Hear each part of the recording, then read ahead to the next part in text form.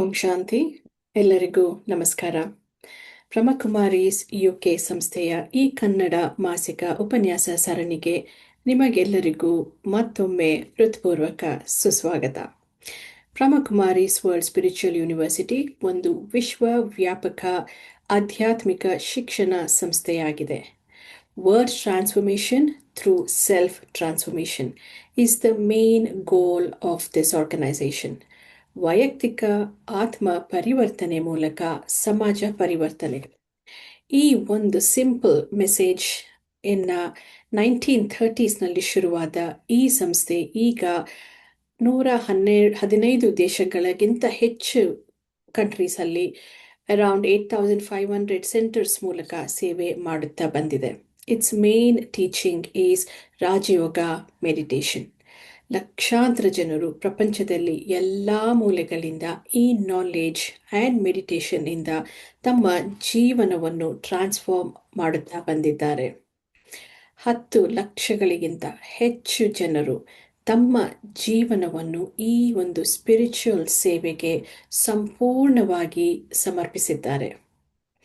ಇವತ್ತಿನ materialistic ವರ್ಲ್ಡ್ನಲ್ಲಿ technology, AI, ರೋಬೋಟ್ಸ್ಗಳು ನಮ್ಮ personal ಜೀವನಗಳ ಒಂದು ಅಂಗವಾಗಿರುವ ಸಮಯದಲ್ಲಿ ನಾವು ಸ್ಪಿರಿಚುಯಾಲಿಟಿ ಕಡೆ ಕೂಡ ಗಮನ ಕೊಡಲು ಸಾಧ್ಯವೇ? ಅಥವಾ ಅಧ್ಯಾತ್ಮ ಇವತ್ತು ನಮ್ಮೆಲ್ಲರ ಅವಶ್ಯಕತೆ ಆಗಿದೆಯಾ? This is our topic of discussion today. And ಇವತ್ತು ನಮ್ಮ ಎಲ್ಲರ ಭಾಗ್ಯ, ಇವತ್ತು ನಮ್ಮ ಜೊತೆ ಬ್ರಹ್ಮಕುಮಾರಿ ಬ್ರದರ್ ಉಮೇಶ್ ಭಾಯಿಜಿ ನಮ್ಮ ಎಲ್ಲರ ಜೊತೆ ಬಂದಿದ್ದಾರೆ. Bhaiji, thank you very much for joining us. Bhaiji ಅವರು ಗವರ್ಮೆಂಟ್ ಸರ್ವಿಸಸ್ನಲ್ಲಿ 20 ವರ್ಷಗಳು ಲೌಕಿಕ ಮತ್ತು ಅಲೌಕಿಕ ಸೇವೆ ಮಾಡಿದ್ದಾರೆ. 1990ಯಿಂದ ತಪೋಭೂಮಿ ಮಧುಬನದಿಂದ ಸರ್ವಿಸ್ ಮಾಡುತ್ತಾ ಬಂದಿದ್ದಾರೆ. 2011 to 2013 ವರ್ಷಗಳು ಅವರು Arab countries, Malaysia, Indonesia and ಆಸ್ಟ್ರೇಲಿಯಾನಲ್ಲಿ ಕೂಡ ಇಂಟರ್ನ್ಯಾಷನಲಿ ಸೇವೆ ಸಲ್ಲಿಸಿದ್ದಾರೆ. ಭಾಯಿಜಿ, ನಿಮ್ಮ ಸ್ಪಿರಿಚುವಲ್ ಜೀವನ, ಸ್ಪಿರಿಚುವಲ್ ವಿಸ್ಡಮ್ ಅನ್ನು ನಮ್ಮ ಜೊತೆ ಹಂಚಿಕೊಳ್ಳಲು ಟೈಮ್ ಮಾಡಿಕೊಂಡು ಇಲ್ಲಿ ಜಾಯ್ನ್ ಆಗಿದ್ದೀರಾ. ಇದು ನಮ್ಮೆಲ್ಲರ ಭಾಗ್ಯ. Thank you so much for joining us today and a very very warm welcome to you Bhaiji. ಧನ್ಯವಾದ. ಓಂ ಶಾಂತಿ. ಓಂ ಶಾಂತಿ. ಓಂ ಶಾಂತಿ. ಪರಮ ಪೂಜ್ಯ. ಹೇಳಿ. ಪರಮ ಪೂಜ್ಯ ಪರಂಪಿತ ಪರಮಾತ್ಮನ ಸೇವೆ ನೆನಪಿನಲ್ಲಿ ಪೂರ್ವಜರಾದ ದಾದಾ, ದಾದಿಯ, ಬಡಿ ದಾದಿ, ಬಡಿ ದೀದಿ, ಸರ್ವ ದಾದಿಗಳ ಸಮ್ಮುಖದಲ್ಲಿ ನೆನಪು ಮಾಡಿ ತಮಗೆಲ್ಲರಿಗೂ ವಂದನೆಗಳು. ನಮಸ್ತೆ.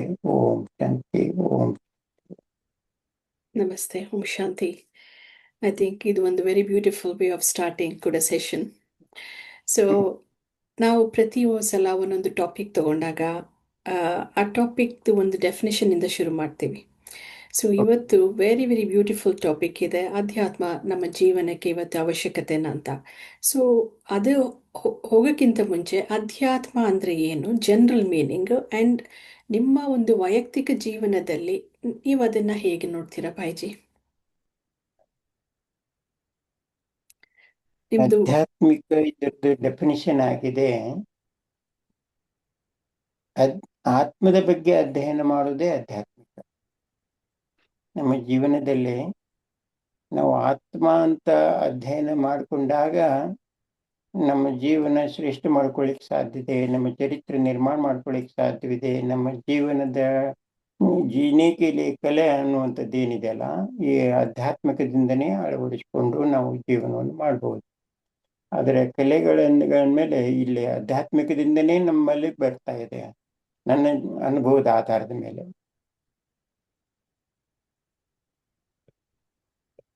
ಬಹಳ ಒಂದು ಸೊಗಸಾದ ಡೆಫಿನಿಷನ್ ಇವತ್ತು ತಿಳ್ಕೊಳಕ್ ನಮಗ್ ಸಿಕ್ತು. ಅಧ್ಯಾತ್ಮ ಅಂದ್ರೆ ಆತ್ಮದ ಅಧ್ಯಯನ. ಅಧ್ಯಯನ. ಹ್ಮ್ ಆ್ಯಂಡ್ ಈ ಒಂದು ಡೆಫಿನಿಷನ್ನ ನೀವು ಹೇಳ್ದಾಗ ಕೇಳ್ತಾ ಇದ್ದಾಗ ಅಥವಾ ನಾನೇ ರಿಪೀಟ್ ಮಾಡಬೇಕಾದ್ರೆ ನನಗೇನು ಹ್ಮ್ ಥಾಟ್ ಬರ್ತಾ ಇದೆ ಅಂದರೆ ಇವಾಗ ತಾನೇ ನಾವು ಅಂತ ಇದ್ವಿ ಇವತ್ತಿನ ಜೀವನದಲ್ಲಿ ಅದು ಇಂಪಾರ್ಟೆಂಟಾ ಅಂತ. ಹ್ಮ್ ಆನ್ಸರ್ ಏನು ಬರ್ತಾ ಇದೆ ಅಂದರೆ ಹ್ಮ್ ಯಾವುದೇ ಜೀವನದಲ್ಲಿ ಎಷ್ಟೇ ನಾವು ವ್ಯಸ್ತವಾಗಿದ್ರೂ ನಮ್ಮ ಬಗ್ಗೆ ಹ್ಮ್ ನಾವು ತಿಳ್ಕೊಳ್ಳೋದು ಕೂಡ ಟೈಮ್ ಇಲ್ಲ ಅಂದರೆ ಹೌದು. ಅದು ಹೇಗೆ ಅಂತ ಕ್ವೆಶನ್ ಬರುತ್ತೆ. ಸೊ ಆತ್ಮದ ಅಧ್ಯಯನ. So hmm first of all Bhaiji, ನಾವು ಆತ್ಮ ಹ್ಮ್ ಅಂತಾನೆ ನಮಗೆ ಗೊತ್ತಿಲ್ಲ.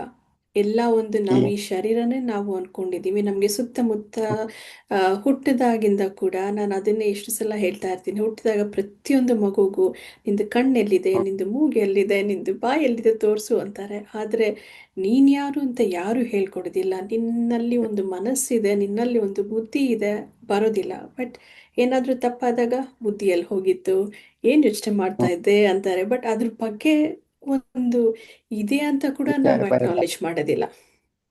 ಸರಿ. ಸೊ ಹ್ಮ್ ನಿಮ್ಮ ಜೀವನದಲ್ಲಿ ನಿಮಗೆ ಯಾವಾಗ ಈ ಒಂದು ಈ ಹಾದಿ ಬರಬೇಕು ಅಥವಾ ಇದರ ಬಗ್ಗೆ ನಿಮಗೆ ಹೇಗೆ, ಯಾವ ವಯಸ್ಸಿನಲ್ಲಿ ಗೊತ್ತಾಯಿತು, ಅದು ಹೇಗೆ ಅರಳಿತು ಅಂತ ನಮಗೆ ಡೀಟೇಲ್ ಆಗಿ ಹೇಳ್ತೀರಾ? ಆಯ್ತು ಕರೆ. ಈ ಒಂದು ನೀವು ಪ್ರಶ್ನೆ ಕೇಳಿದ್ದು ಬಹಳ ಸಂತೋಷ ಆಯ್ತು. ಮತ್ತೆ ನೀವು ಇವತ್ತು ಇಟ್ಟಿರುವಂತ ಟಾಪಿಕ್ಸ್ ಕೂಡ ನನಗೆ ಬಹಳ ಪಸಂದ್ ಆಗಿದೆ. ಆದ್ರೆ ಇದು ಅವಶ್ಯಕತೆ ಇದೆ, ಈ ತರ ವಿಚಾರ ಮಾಡ್ಬೇಕಾಗ್ತದೆ ಪ್ರತಿಯೊಬ್ಬನಿಗೆ. ಮನುಷ್ಯನ ಜೀವನದೊಳಗೆ ನಾವು ಈ ಆಧ್ಯಾತ್ಮಿಕದ ಬಗ್ಗೆ ಅಭ್ಯಾಸ ಮಾಡೋದು ಅವಶ್ಯಕತೆ ಇದೆಯೇ ಅನ್ನುವಂಥ ಒಂದು ಪ್ರಶ್ನೆ ಉತ್ಪತ್ತಿ ಆಗ್ಲೇಬೇಕಾಗಿದೆ. ಯಾಕಂದ್ರೆ ಬರುತ್ತೆ, ಆದ್ರೆ ಅದಕ್ಕೆ ಅವಕಾಶ ಕೊಡದೇ ಇರೋದಕ್ಕೆ ಆಗಿದೆ. ಆದ್ರೆ ನನ್ನ ಜೀವನದೊಳಗೆ ನೀವು ಹೇಳಿದ ಪ್ರಕಾರ ನಾನು 24 ವರ್ಷದವನಿದ್ದಾಗ ನಾನು MA ಫೈನಲ್ದಲ್ಲಿದ್ದೆ. ಆದ್ರೆ ನಾನು ಒಂದೇ ಮಾತು ಹೇಳ್ಬೇಕಾಗಿದೆ, ಅಂದ್ರೆ ಆತ್ಮವಂಚನೆ ಮಾಡಿಕೊಡುದು, ಆತ್ಮಘಾತಕರಾಗಬಾರ್ದು, ಆತ್ಮದ ಬಗ್ಗೆ ಅಧ್ಯಯನ ಮಾಡ್ಬೇಕು, ಆತ್ಮದ ಬಗ್ಗೆ ವಿಚಾರ ಕೇಳ್ಬೇಕು ಅದನ್ನೆಲ್ಲ ಹೇಳ್ತಾ ಇದ್ರು. ಎಲ್ಲಾ ಶಾಸ್ತ್ರ, ಪುರಾಣ, ವೇದ, ಉಪನಿಷತ್ತು ಎಲ್ಲದರಲ್ಲಿಯೂ ಬರ್ತಾ ಇದೆ, ಬಂದಿಲ್ಲ ಅಂತ ಅನ್ನುವಂಗಿಲ್ಲ. ಆದ್ರೆ ಸ್ವತಃ ನನಗೇನೆ ಗೊತ್ತಿರ್ಲಿಲ್ಲ ನಾನು ಆತ್ಮ ಇದ್ದೀನಿ ಅಂತ. ಆದ್ರೆ ಆತ್ಮ ಎಲ್ಲಿದೆ, ಹೇಗಿದೆ, ಆತ್ಮ ಎಲ್ಲಿಂದ ಬಂತು, ಆತ್ಮ ಇಲ್ಲಿ ಇರುವುದಾದ್ರೆ ಅದು ಹೇಗಿರುತ್ತೆ, ಅದರ ರೂಪ ಏನು, ಅದರ ಆಕಾರ ಏನು, ಅದರದ್ದು ಬಗ್ಗೆ ಅನುಭವದಲ್ಲಿ ಗೀತಾದಲ್ಲಿ ಹೇಳಿದ್ದಾರೆ. ಆತ್ಮ ಬಗ್ಗೆ ಅದನ್ನ ಹಿಡಿಲಿಕ್ಕೆ ಬರಲ್ಲ, ನೆನೆಸ್ಲಿಕ್ಕೆ ಬರಲ್ಲ, ಸುಡ್ಲಿಕ್ಕೆ ಬರಲ್ಲ ಅಂತ ಒಂದು ಅವಿನಾಶಿ ಆದಂತ ಶಕ್ತಿ. ನಾವೆಲ್ಲ ಆತ್ಮ ಅನ್ನೋದು ಹೇಳ್ಕೊತಿದ್ವಿ, ಆದ್ರೆ ಆತ್ಮನೇ ನಾನು ಅಂತ ಅನ್ನೋದು ಯಾರಿಗೂ ಗೊತ್ತಾಗಿರ್ಲಿಕ್ಕಿಲ್ಲ ಅಂತ ನನಗನ್ಸುತ್ತೆ. ಆ, ಬಹಳ ಆದರೆ ನಾನು ಹ್ಮ್ ಹಾ, ಹೇಳಿ ಹೇಳಿ. ಆದ್ರೆ ನಾನು ಮಾತ್ರ ಯಾವಾಗ ನಾನು ಈ ಒಂದು ಪ್ರಜಾಪಿತ ಬ್ರಹ್ಮಕುಮಾರಿ ಈಶ್ವರಿ ವಿಶ್ವವಿದ್ಯಾಲಯದಲ್ಲಿ ಬಂದು ಇದ್ರ ಬಗ್ಗೆ ನಾನು ಕೇಳಿದಾಗ ಅವ್ರು ಆಕ್ಚುಲಿ ನಾನು ಆತ್ಮ, ನಾನು ಯಾರು, ಇದೊಂದು ಪ್ರಶ್ನೆ ನನಗೆ ಜಟಿಲಮಯವಾಗಿ ಕೂತ್ಕೊಂಡಿತ್ತು. ಈ ಪ್ರಶ್ನೆಯನ್ನು ಬಿಡಿಸ್ತಾ ಹೋದಾಗೆಲ್ಲ ನನಗನ್ನಿಸ್ತಾ ಇದ್ವು, ಸ್ವತಃ ನಾನೇ ಆತ್ಮ. ಈ ಶರೀರದ ಭೂಮಧ್ಯದಲ್ಲಿ ನಾನು ಕೂತ್ಕೊಂಡು ಶರೀರದ ಕರ್ಮೇಂದ್ರಿಯಗಳ ಮೂಲಕ ಕರ್ಮ ಮಾಡ್ತಾ ಇದ್ದೀನಿ. ಅಥವಾ ಆತ್ಮ ನಾನು ಅಂತ ಅನುಭವ ಮಾಡ್ಬೇಕಾದ್ರೆ ಅದಕ್ಕೆ ಯೋಗಾಭ್ಯಾಸ ಮಾಡಬೇಕು. ಇದು ಪ್ರಾಚೀನ ಸಹಜ ರಾಜಯೋಗದಿಂದ ಸಾಧ್ಯ ಅನ್ನುವಂಥದ್ದನ್ನು ಇಲ್ಲಿ ನಾನು ಅರ್ಥ ಮಾಡ್ಕೊಂಡಾಗ ನಾನು ಅನುಭವ ಮಾಡ್ಲಿಕ್ಕೆ ಶುರು ಮಾಡಿದೆ, ಅಭ್ಯಾಸ ಮಾಡಿದೆ. 13ನೇ ದಿವಸಕ್ಕೆ ನಾನು ಪ್ರಾಕ್ಟಿಕಲಿ ನಾನು ಆತ್ಮ ಜ್ಯೋತಿ ಸ್ವರೂಪ ಆಗಿದ್ದೀನಿ ಅನ್ನುವಂಥದ್ದನ್ನ ನಾನೇ ಸ್ವತಃ ಅನುಭವ ಮಾಡಿದಾಗ ಅವಾಗ್ಲಿಂದ ನನ್ನ ಅಭ್ಯಾಸ ಶುರುವಾಯ್ತು, ಆತ್ಮದ ಅಧ್ಯಯನ ಶುರುವಾಯ್ತು. ಇವಾಗ ಆತ್ಮದ ಅಧ್ಯಯನ ಶುರುವಾಯ್ತು ಬಂದ್ಮೇಲೆ ಆತ್ಮಾನುಭೂತಿ ಎಲ್ಲಿವರೆಗೂ ಆಗೋದಿಲ್ವೋ ಅಲ್ಲಿವರೆಗೂ ಆತ್ಮದ ಒಂದು ಗುಣ ಮತ್ತು ಶಕ್ತಿ ಮತ್ತು ಆತ್ಮದಲ್ಲಿ ಇರ್ತಕ್ಕಂಥ ಒಂದು ಏನು ಒಂದು ಆ, ಅನುಭವ ಮಾಡಬೇಕಾಗಿದೆ, ಬಂಡವಾಳ ಇದೆ, ಅದೆಲ್ಲವೂ ಮರುಕಳಿಸ್ಬೇಕಾದ್ರೆ ಅಭ್ಯಾಸದ ಬಲದಿಂದ ಬರುತ್ತೆ. ಆ ಅಭ್ಯಾಸ ಮಾಡ್ತಾನೆ ಇರಬೇಕು ಡೈಲಿ ನಾವು. ಮತ್ತೆ ಸೊ ಈಗ ಈ ಸ್ಪಿರಿಚುಯಾಲಿಟಿ ಬಗ್ಗೆ, ಅಧ್ಯಾತ್ಮ ಬಗ್ಗೆ ಆ, ಒಂದು ನಾಲೆಜ್ ಇಲ್ಲದೆ, ಯಾಕೆಂದರೆ ಇನ್ನೊಂದು ಕನ್ಫ್ಯೂಷನ್ ಬೇರೆ. ಯಾಕೆಂದರೆ ಹ್ಮ್ ಇವಾಗ ನಾವು ಮನೆಗಳಲ್ಲಿ ಒಂದು ರೀತಿ ನೀತಿ ಸಂಪ್ರದಾಯ ಹಾಗೆ ಹೀಗೆ ನಾವು ಬೆಳ್ಕೊಂಡು ಬಂದಿರ್ತೀವಿ. ಸಂಪ್ರದಾಯ ಹ್ಮ್ ಬೇರೆನಾ, ಆ, ಈ ಅಧ್ಯಾತ್ಮ ಅನ್ನೋದು ಬೇರೆನಾ, ಅಥವಾ ಎರಡು ಒಂದೇನಾ? ತುಂಬ ಹಾ, ಬಹಳ ಕನ್ಫ್ಯೂಷನ್ ಇದೆ ಅದ್ರ ಬಗ್ಗೆ. ಸೊ ಇದನ್ನ ಸ್ವಲ್ಪ ಒಂದು ಡೀಟೇಲ್ ಆಗಿ ಎಲ್ರಿಗೂ ಅರ್ಥ ಆಗೋ ಎಕ್ಸ್ಪ್ಲೇನ್ ಮಾಡಿ ಬಾಯಿಜಿ. ಸರಿ. ಆದ್ರೆ ನಾವು ಭೌತಿಕ ಪ್ರಪಂಚದಲ್ಲಿ ನಾವು ಏನ್ ತಿಳ್ಕೊಳ್ತೀವಿ ಎಲ್ಲದಕ್ಕೂ ಈಗ ಭಕ್ತಿಯೊಳಗೂ ಅದನ್ನ ಅಳವಡಿಸ್ಕೊಳ್ತಾರೆ. ಅಧ್ಯಾತ್ಮ ಅಂದ್ರೇನೆ ಅದಕ್ಕೆ ಅರ್ಥ ಅನ್ವಯಿಸ್ಕೊಂಡು ಅವ್ರು ಮಾಡ್ತಾನಲ್ಲ ಆಚರಣೆ. ಅಧ್ಯಾತ್ಮ ಅಂದ್ರೆ ಏನು ಅನ್ನೋದು ತಿಳ್ಕೊಳ್ಬೇಕಲ್ಲ. ಬರೀ ನಾವು ಆಚರಣೆ ಮಾಡಿದ್ವಿ ಆಚರಣೆ ಅಂದ್ರೆ ಏನು? ಈಗ ಪುರಾಣ ಕೇಳೋದು, ಶಾಸ್ತ್ರ ಕೇಳೋದು, ಓದೋದು, ಪೂಜೆ ಮಾಡೋದು, ಯೋಗ ಮಾಡೋದು, ಏನೆಲ್ಲ ಮಾಡ್ತೀವಲ್ಲ ಅದು ಆಧ್ಯಾತ್ಮಿಕಕ್ಕನ್ನ ಅಳವಡಿಸ್ಕೊಂಡ್ರೆ ಅದು ಆಧ್ಯಾತ್ಮಿಕ ಆಗ್ಲಿದ್ದಲ್ಲ.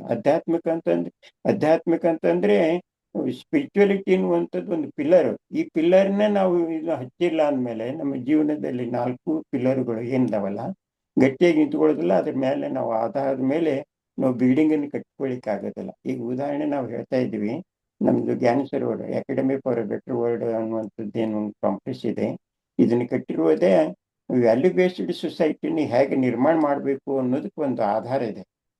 ಹಾಗೆ ಈಗ ನೋಡಿ, ಒಂದು ಕುರ್ಚಿಗೆ ನಾವು ಏನ್ ಬೇಕು? 4 ಪಿಲ್ಲರ್ ಬೇಕು, 4 ಕಾಲುಗಳು ಬೇಕು. 4 ಕಾಲುಗಳು ಒಂದು ಕಾಲು ತೆಗೆದ್ಬಿಟ್ರೆ ಏನಾಗುತ್ತೆ? ನೀವು ನಿಂತ್ಕೊಳಕ್ ಆಗೋದೇನೆ ಇಲ್ಲ. ಈಗ ಧಾರ್ಮಿಕ ಅಂತ ತಿಳ್ಕೊಡ್ರಿ, ರಾಜನೀತಿ ಅಂತ ತಿಳ್ಕೊಡ್ರಿ, ಸೈನ್ಸ್ ಅಂತ ತಿಳ್ಕೊಡ್ರಿ, ಈ 3 ಕಾಲುಗಳು ಇವತ್ತಿನ ದಿವಸದಲ್ಲಿ ಸಮಾಜದಲ್ಲಿ ಎದ್ದು ನಿಂತಿದ್ದೇವೆ. ಆದ್ರೆ ಅವು ಯಾವ ಸಕ್ಸಸ್ ಆಗಿಲ್ಲ. ಅದಕ್ಕೆ ಅಧೋಪತನದಲ್ಲಿ ಇದ್ದಂಥದ್ದು ಈಗ ಪತನ ಸ್ಥಾನದಲ್ಲಿ ಬಂದ್ಬಿಟ್ಟಿದ್ವಿ. ಈಗ ಇದನ್ನ ನಾವು ಒಂದು ಉತ್ಥಾನ ಸ್ಥಾನದಲ್ಲಿ ತರಬೇಕಪ್ಪ ಅಂತಂದ್ರೆ ಸ್ಪಿರಿಚುವಲಿಟಿ ಅಂತ ಒಂದು ಪಿಲ್ಲರ್ ಅನ್ನು ಹತ್ಕೊಳ್ಬೇಕು. ಸ್ಪಿರಿಚುವಲಿಟಿ ಅಂದ್ರೇನೆ ಆಧ್ಯಾತ್ಮಿಕ. ಅದನ್ನೆಲ್ಲ ಬಿಟ್ಟು ಅದರಲ್ಲಿ ಮತ್ತೆ ಬೇರೆ ಏನು ನಾವು ಅಳವಡಿಸ್ಕೊಳ್ಳೋದಾರಾಗ್ಲಿ ಅಥವಾ ವಿಚಾರ ಮಾಡೋದಾರಾಗ್ಲಿ ಅಥವಾ ಅದನ್ನ ಆಚರಣೆ ಮಾಡೋದರಲ್ಲಿ ಅದು ಏನಾಗ್ತದೆ? ನೇಮಿನಾಥನ ಲೆಕ್ಕಕ್ಕೆ ಬಂದ್ಬಿಡುತ್ತೆ. ಹಿಂಗೆ ನಾವು ಏನ್ ಮಾಡಿದ್ವಿ, ದ್ವಾಪಾರಯುಗದಿಂದ ಕಲಿಯುಗದ ಅಂತ್ಯದವರೆಗೂ ನಾವು ಇದನ್ನೇ ಮಾಡ್ತಾ ಬಂದ್ವಿ. ಯಾವಾಗ ಕಲಿಯುಗ ಹಂತದಲ್ಲಿ ಬಂದಿದ್ದೀವಿ, ಆವಾಗ ಈ ಆಧ್ಯಾತ್ಮಿಕದ ಒಂದು ಶಿಲೆ ಅಥವಾ ನೆಲೆ ಅಥವಾ ಆಧ್ಯಾತ್ಮಿಕದ ಒಂದು ಆಧಾರದ ಮೇಲೆ ನಿಂತುಕೊಳ್ಳೋದಕ್ಕೆ ಒಂದು ಯಾವ್ದು ಒಂದು ಪವರ್, ಪರಮಾತ್ಮನ ಅನ್ನುವಂಥವನು ಏನು ಒಂದು ಶಕ್ತಿ ಕೊಡ್ತಾನೆ. ಈ ಗೀತಾದಲ್ಲಿ ಹೇಳಿದಲ್ಲ, ಯದಾ ಯದಾ ಈ ಧರ್ಮಸ್ಯ ಗ್ಲಾನಿರ್ಭವತಿ ಭಾರತ ಅಭ್ಯುತ್ಥಾನಂ ಧರ್ಮಸ್ಯ ತದಾತ್ಮ್ಯ. ಹಾಗೇನೆ ಕಲಿಯುಗದ ಅಂತಿಮ ಸಮಯದಲ್ಲಿ ನಾವು ನಿಂತುಕೊಂಡಿರುವಾಗ ಈ ಸ್ಪಿರಿಚುವಲಿಟಿ ಅನ್ನುವಂಥದ್ದನ್ನ ನಾವು ಅನುಕರಣೆ ಮಾಡುವುದು ಅವಶ್ಯಕತೆನೇ ಇದೆ ಅಂತ ನಾನು ಹೇಳ್ತೇನೆ. ಸೊ ಈಗ ನೀವು 4 ಪಿಲ್ಲರ್ಸ್ ಅಂತ ಹೇಳಿದ್ರಿ. ಆ 4 ಪಿಲ್ಲರ್ಸ್ ಯಾವುದು ಅಂಡ್ ಹೇಗೆ ಅದು ಒಂದಕ್ಕೊಂದು ಇಲ್ಲಿ ಹೆಲ್ಪ್ ಆಗುತ್ತೆ ಅಂತ ಎಕ್ಸ್ಪ್ಲೇನ್ ಮಾಡ್ತೀರಾ? ಸರಿ. ಈಗ ನಾವು ಯಾವಾಗ ಸ್ಪಿರಿಚುವಲಿಟಿ ಅನ್ನುವಂಥ ಒಂದು ಪಿಲ್ಲರ್ ಯಾವಾಗ ನಾವು ಆಧಾರವಾಗಿ ಇಟ್ಕೊಳ್ತೀವಿ, ಅದರ ಆಧಾರದ ಮೇಲೆ ಎಲ್ಲ ಸ್ತಂಭಗಳು ನಿಂತುಕೊಳ್ಬೇಕಾಗತ್ತೆ. ಈಗ ಧಾರ್ಮಿಕ ಆಗಲಿ ತಗೊಳ್ರಿ, ರಾಜಕಾರಣಿ ತಗೊಳ್ರಿ, ಆನಂತರ ಸೈನ್ಸ್ ಬಗ್ಗೆ ತಗೊಳ್ರಿ, ಖಗೋಳಶಾಸ್ತ್ರ, ಯಾವುದೇ ಶಾಸ್ತ್ರಗಳು ಆಧಾರ ಇರುವುದೇ ಈ ಒಂದು ಆಧ್ಯಾತ್ಮಿಕದ ಆಧಾರದ ಮೇಲೆ. ಈಗ ಅದರ ಆಧಾರದ ಮೇಲೆ ಪುರಾತನ ಕಾಲದಲ್ಲಿ ನಾವೇನ್ ಮಾಡ್ತಾ ಇದ್ವಿ, ಈಗ ಬೆಳಗ್ಗೆ ಅಮೃತ ವೇಳೆ ಅಂತ ತಿಳ್ಕೊಂಡು ನಾವೇನ್ ಮಾಡ್ತಾ ಇದ್ವಲ್ಲ, ಅಮೃತ ವೇಳೆಯಿಂದ ಹಿಡ್ಕೊಂಡು ಪೂಜೆ ಪುನಸ್ಕಾರ, ಧ್ಯಾನ, ತಪಸ್ಸು ಅಂತ ಮಾಡ್ತಾ ಇದ್ವಿ.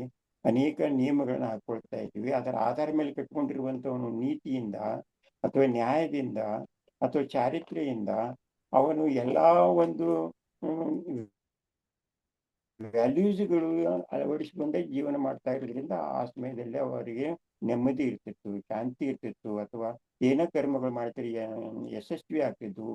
ಮಾನಸಿಕ ಶಾಂತಿ ಎಲ್ಲಿವರೆಗೂ ಇರಲ್ಲ ಅಲ್ಲಿವರೆಗೂ ಅವನು ಪ್ರಪಂಚದಲ್ಲಿ ಅವನಿಂದ ಯಾವ ಸೇವೆಯನ್ನು ಮಾಡ್ಲಿಕ್ಕೆ ಆಗೋದಿಲ್ಲ. ಅದಕ್ಕೆ ಜೀವನದೊಳಗೆ ನಮಗೆ ಏನ್ ಬೇಕಾಗಿದೆ ಅಂತ ಆಧ್ಯಾತ್ಮಿಕತೆ ಅನ್ನುವಂಥದ್ದು ಅವಶ್ಯಕತೆ ಇದೆ. ಈಗ ಈಗ ನೋಡ್ರಿ, ನಾವು ಅಕಾಡೆಮಿ ಫಾರ್ ಬೆಟರ್ ವರ್ಲ್ಡ್ ಒಳಗೆ 20 ವರ್ಗಗಳನ್ನ ಮಾಡ್ಕೊಂಡಿದ್ದೀವಿ.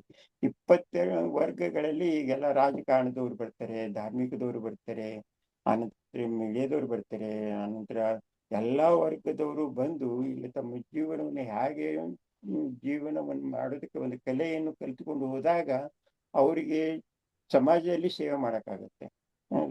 ಸಮಾಜದವ್ರ ಸೇವೆ ಮಾಡ್ಬೋದು, ಸೈಂಟಿಸ್ಟು, ಎಂಜಿನಿಯರ್ಸು, ಆನಂತರ ಆಡಳಿತ ವರ್ಗದವರು, ವುಮೆನ್ಸು, ಯುವಕ, ಎಲ್ಲಾ ವರ್ಗದವರು ಇದನ್ನ ಜ್ಞಾನವನ್ನ ಅಳವಡಿಸ್ಕೊಂಡಾಗ ತಾನೇ ಸಮಾಜ ಅನ್ನುವಂಥದ್ದು ಏನಾಗುತ್ತದ, ವ್ಯಾಲ್ಯೂ ಬೇಸ್ಡ್ ಎಜುಕೇಶನ್ದಿಂದನೇ ಒಂದು ಸಮಾಜವನ್ನು ನಿರ್ಮಾಣ ಮಾಡಲಿಕ್ಕೆ ಸಾಧ್ಯ ಆಗುತ್ತೆ ಅಂತ ನಾನು ಅನುಭವ ಮಾಡ್ತಾ ಇದ್ದೀನಿ. ಯಾಕಂದ್ರೆ ನನ್ನ ಜೀವನದೊಳಗೆ ಈಗ 55 ವರ್ಷವರೆಗೂ ನಾನು ಈ ಬ್ರಹ್ಮಕುಮಾರಿ ಸಂಸ್ಥೆದೊಳಗೆ ನನ್ನ ಜೀವನ ಕಳೀತಾ ಬಂದಿದ್ದೀನಿ. ನಾನು 20 ವರ್ಷ ಅಲ್ಲೇ ಹೊರಗಿನ ಪ್ರಪಂಚದಲ್ಲೇ ನಾನು ಅದನ್ನ ಈಶ್ವರಿ ವಿಶ್ವವಿದ್ಯಾಲಯದ ಜ್ಞಾನನ ತಿಳ್ಕೊತಿದ್ದೆ, ಸೇವೆಯನ್ನು ಮಾಡ್ತಿದ್ದೆ, ಜೊತೆಗೆ ಲೌಕಿಕ ಸೇವೆಯನ್ನು ಮಾಡ್ತಾ ಇದ್ದೆ. ನಾನು ಎಜುಕೇಶನ್ ಇದ್ರೊಳಗ ಓದಿದ ಅಷ್ಟೇ ಅಲ್ಲ, ಓದಿಸ್ತಾನೆ ಇದ್ದೆ. ನನಗೆ ಯಾವಾಗ ಈ ಜ್ಞಾನ ತಿಳ್ಕೊಂಡೆ ಆವಾಗ ನನ್ನ ಜೀವನದೊಳಗೆ ಏನಪ್ಪ ನಾನು ಇದ್ರ ಲಾಭ ತಗೊಂಡೆ ಅಂತಂದ್ರೆ, ಎಲ್ಲಾ ಮಕ್ಕಳನ್ನು ಆತ್ಮಿಕವಾಗಿ ನೋಡ್ತಾ ಇರುವಂತ ಅಭ್ಯಾಸ ಶುರು ಮಾಡಿದೆ. ಆತ್ಮಿಕ ಒಂದು ದೃಷ್ಟಿಯಿಂದ ನನಗೇನಾಯ್ತು, ನನ್ನಲ್ಲಿ ಒಂದು ಸೃಷ್ಟಿ ನಿರ್ಮಾಣ ಆಯ್ತು. ನಾನು ಕೂಡ ಆತ್ಮ ಆಗಿದ್ದೇನಲ್ಲ, ಅವರು ಕೂಡ ಆತ್ಮ ಆಗಿದ್ದಾರಲ್ಲ, ಅಂದ್ರೆ ಆತ್ಮಕ್ಕೆ ಒಬ್ಬ ಸಂಬಂಧ ಇದ್ದಾನಲ್ಲ ಪರಮಾತ್ಮ ನೆನಪು ಮಾಡೋದ್ರಿಂದ ಏನಾಗುತ್ತೆ, ಆತ್ಮದಲ್ಲಿ ಶಕ್ತಿ ತುಂಬಿದವಾಗ ನನ್ನಲ್ಲಿ ಒಂದು ಒಂದು ಯಾವಾಗ ಈಗ ನೋಡಿ ಸಹನ ಶಕ್ತಿ ಆಗಲಿ, ಅಳವಡಿಸ್ಕೊಳ್ಳುವಂಥ ಶಕ್ತಿ ಆಗಲಿ, ಸಾಮಾನ್ಯ ಎದುರಿಸುವಂಥ ಶಕ್ತಿ ಆಗಲಿ, ಪರೀಕ್ಷಿಸುವಂಥ ಶಕ್ತಿ ಆಗಲಿ, ಇಂಥ ಅಷ್ಟಶಕ್ತಿಗಳು ನಮ್ಮಲ್ಲಿ ನಿರ್ಮಾಣವಾದಾಗ ನಾವೇನ್ ಮಾಡ್ತೀವಿ, ಸಮಾಜದಲ್ಲಿ ಅವರೆಲ್ಲರ ಜೊತೆಗೆ ನಾವು ಜೀವನ ಮಾಡ್ಬೇಕಾಗತ್ತಲ್ಲ, ಅವಾಗ ನನ್ನಲ್ಲಿ ಒಂದು ಏನಾಗ್ತದೆ, ಆತ್ಮಿಕ ದೃಷ್ಟಿ ಬರ್ತದೆ, ಆತ್ಮಿಕ ಭಾವನೆ ಬರ್ತದೆ, ಭಾಯಿಚಾರ ಸಹೋದರತ್ವ ಬರ್ತದೆ, ವಿಶ್ವ ಭ್ರಾತೃತ್ವ ಕಟ್ಟಲಿಕ್ಕೆ ಸಾಧ್ಯ ಆಗುತ್ತೆ, ನಮ್ಮಲ್ಲಿ ಚರಿತ್ರೆ ನಿರ್ಮಾಣ ಮಾಡ್ಕೊಳಕ್ ಸಾಧ್ಯ ಆಗುತ್ತೆ, ನಾವು ಸಮಾಜದವ್ರಿಗೆ ಏನಾದ್ರೂ ಸೇವೆ ಮಾಡ್ಲಿಕ್ಕೆ ಸಾಧ್ಯ ಆಗುತ್ತೆ. ಅದಕ್ಕೆ ಆಧ್ಯಾತ್ಮಿಕದಿಂದಲೇ ಎಲ್ಲ ನಾವು ನಿರ್ಮಾಣ ಮಾಡಿಸ್ತಾ ಜಗತ್ತಿನಲ್ಲಿ ಹೊಸ ಒಂದು ಯುಗವನ್ನು ಸ್ಥಾಪನೆ ಮಾಡ್ಲಿಕ್ಕೆ ನಾವು ನಿಮಿತ್ತರಾಗ್ಬೋದು. ಯಾಕಂದ್ರೆ ಇಲ್ಲಿ ಒಂದು ಯಾವುದೊಂದು ಸತ್ತದ ಜೊತೆಗೆ ನಾವು ಕೂಡ್ಕೊಂಡಿದೀವಿ, ಆ ಸತ್ತದಿಂದ ನಮಗೆಲ್ಲಾ ಶಕ್ತಿಗಳು ಸಿಕ್ಕಿದೆ. ಏನೇನಪ್ಪ ಅಂತಂದ್ರ ನಮ್ಮ ಜೀವನದೊಳಗ ಹೇಗೆ ನಾವು ಎಲ್ಲಾ ಶಕ್ತಿಗಳನ್ನು ತಗೊಂಡು ಪರಮಾತ್ಮನಿಂದ ಆ ಶಕ್ತಿಗಳನ್ನು ಬೇರೆಯವರಿಗೂ ಕೊಡ್ಲಿಕ್ಕೆ ಸಾಧ್ಯವಿದೆ. ಈಗ ಗೃಹಸ್ಥ ಜೀವನದಲ್ಲಿ ಇದ್ಕೊಂಡು ಸುಖ ಶಾಂತಿ ಅನುಭವ ಮಾಡೋದು ಹೇಗೆ ಅನ್ನುವಂಥ ಪ್ರಪಂಚದಲ್ಲಿ ಯಾವುದೂ ಇದು ಇಲ್ಲ. ಆದ್ರೆ ಎಲ್ಲದು ಅವ್ರು ಮಾಡ್ತಾ ಇದ್ರು ಕೂಡ ಅಶಾಂತಿ ಹೆಚ್ಚುತ್ತಾ ಇದೆ, ದುಃಖ ಹೆಚ್ಚುತ್ತಾ ಇದೆ, ಅನ್ಯಾಯ ಹೆಚ್ಚುತ್ತಾ ಇದೆ, ಅಧರ್ಮ ಕೊಲೆ ಸುಲಿಗೆ ಇವತ್ತು ಪ್ರಪಂಚದಲ್ಲಿ ತುಳುಕಾಡ್ತಾ ಇದೆ.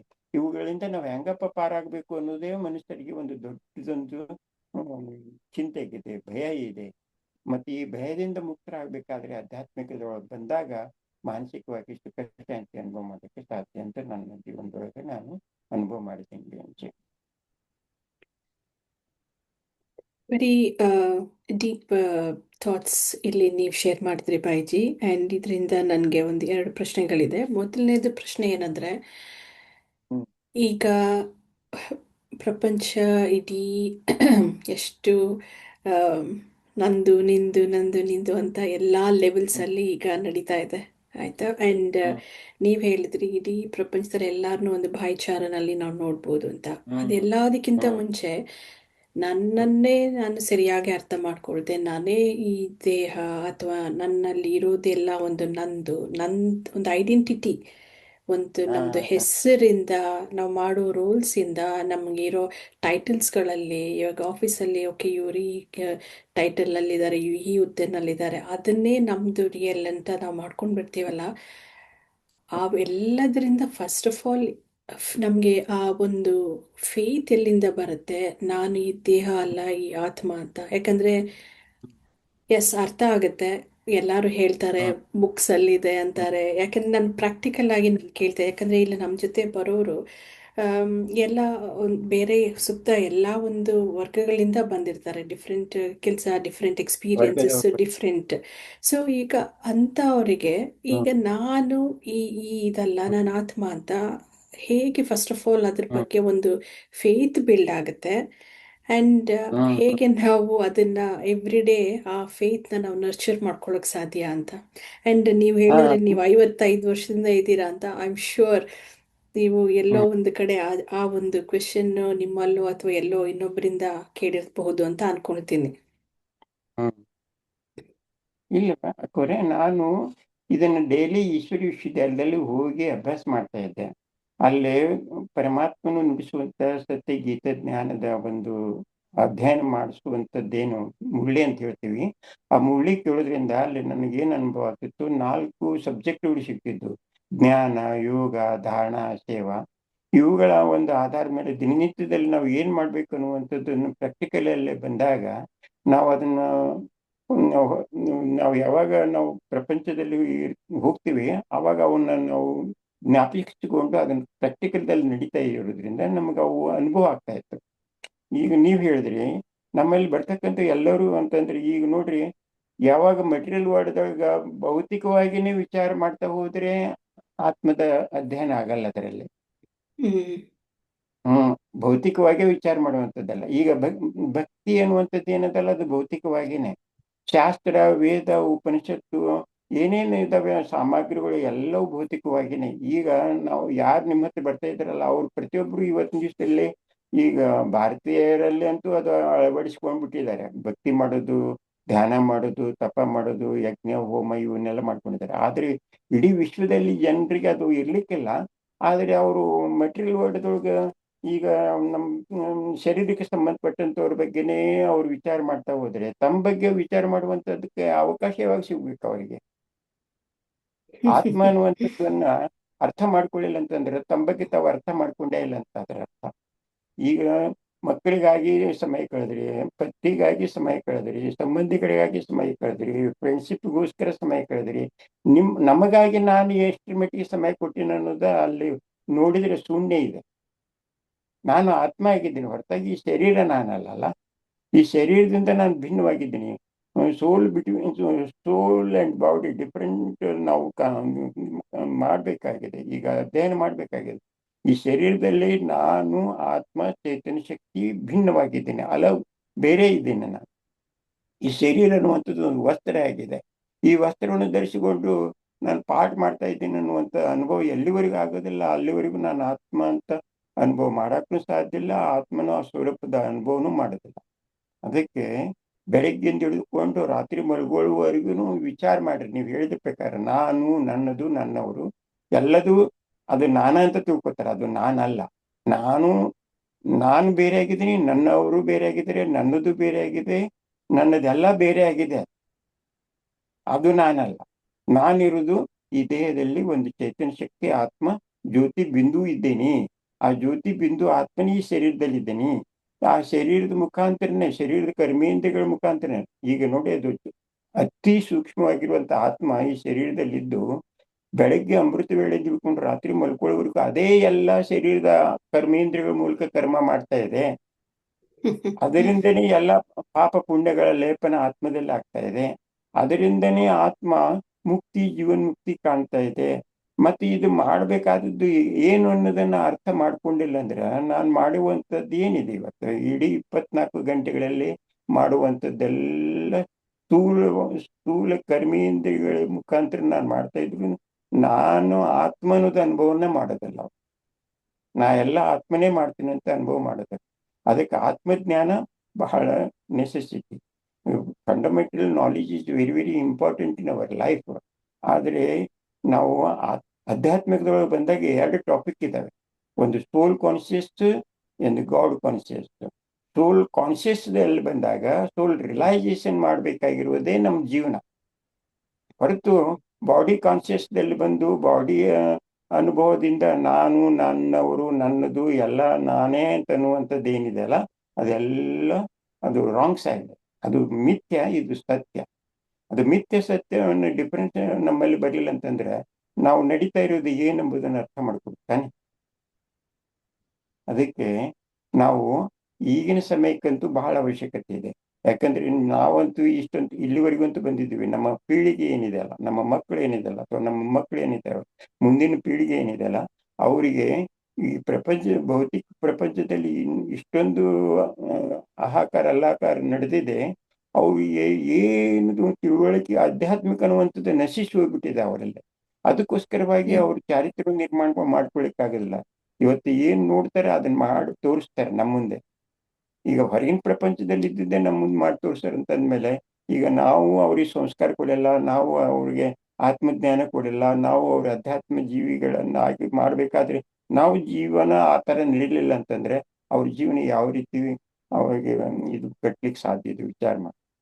ಅವು ಎಲ್ಲ ವಿದೌಟ್ ಅದು ಉಸಿಗಿನ ಮೇಲೆ ಬಿಲ್ಡಿಂಗ್ ಕಟ್ಟಿದ್ರೆ ಯಾವ ರೀತಿ ನಿಲ್ಲಲಿಕ್ಕೆ ಸಾಧ್ಯವಿಲ್ವೋ ಆ ರೀತಿ ಆಗಿದೆ ಅವ್ರ ಜೀವನ. ಅದಕ್ಕೆ ಮುಂದಿನ ಪೀಳಿಗೆಗೋಸ್ಕರವಾಗಿ ಆಗಲಿ ನಾವು ಆಧ್ಯಾತ್ಮಿಕ ಜೀವಿಗಳು ಆಗಲೇಬೇಕು. ಅಟ್ಲೀಸ್ಟ್ ಭಕ್ತಿ, ಜ್ಞಾನ, ಯೋಗ ಮತ್ತು ಇವು ಏನೇನು ಕೆಲವೊಂದು ಪುರಾತನ ಕಾಲದಿಂದ ಮಾಡ್ತಾ ಬಂದಿದ್ವಿ ಈಗ ಅವರಿಗೆ ನಾವು ಇವತ್ತೊಂದಿಷ್ಟು ಜ್ಞಾನ ಜ್ಞಾನ ನಮ್ಗೆ ಗೊತ್ತಿದೆ ಅಂತಂದ್ರೂ ಕೂಡ ಅಜ್ಞಾನದ ರೀತಿಯಲ್ಲಿ ನಾವು ನಡೀತಾ ಇದ್ವಿ. ಅಜ್ಞಾನದ ಪರಾಕಾಷ್ಠತೆ ಮಕ್ಕಳಿಗೆ ತೋರಿಸ್ತಾ ಇದ್ವಿ.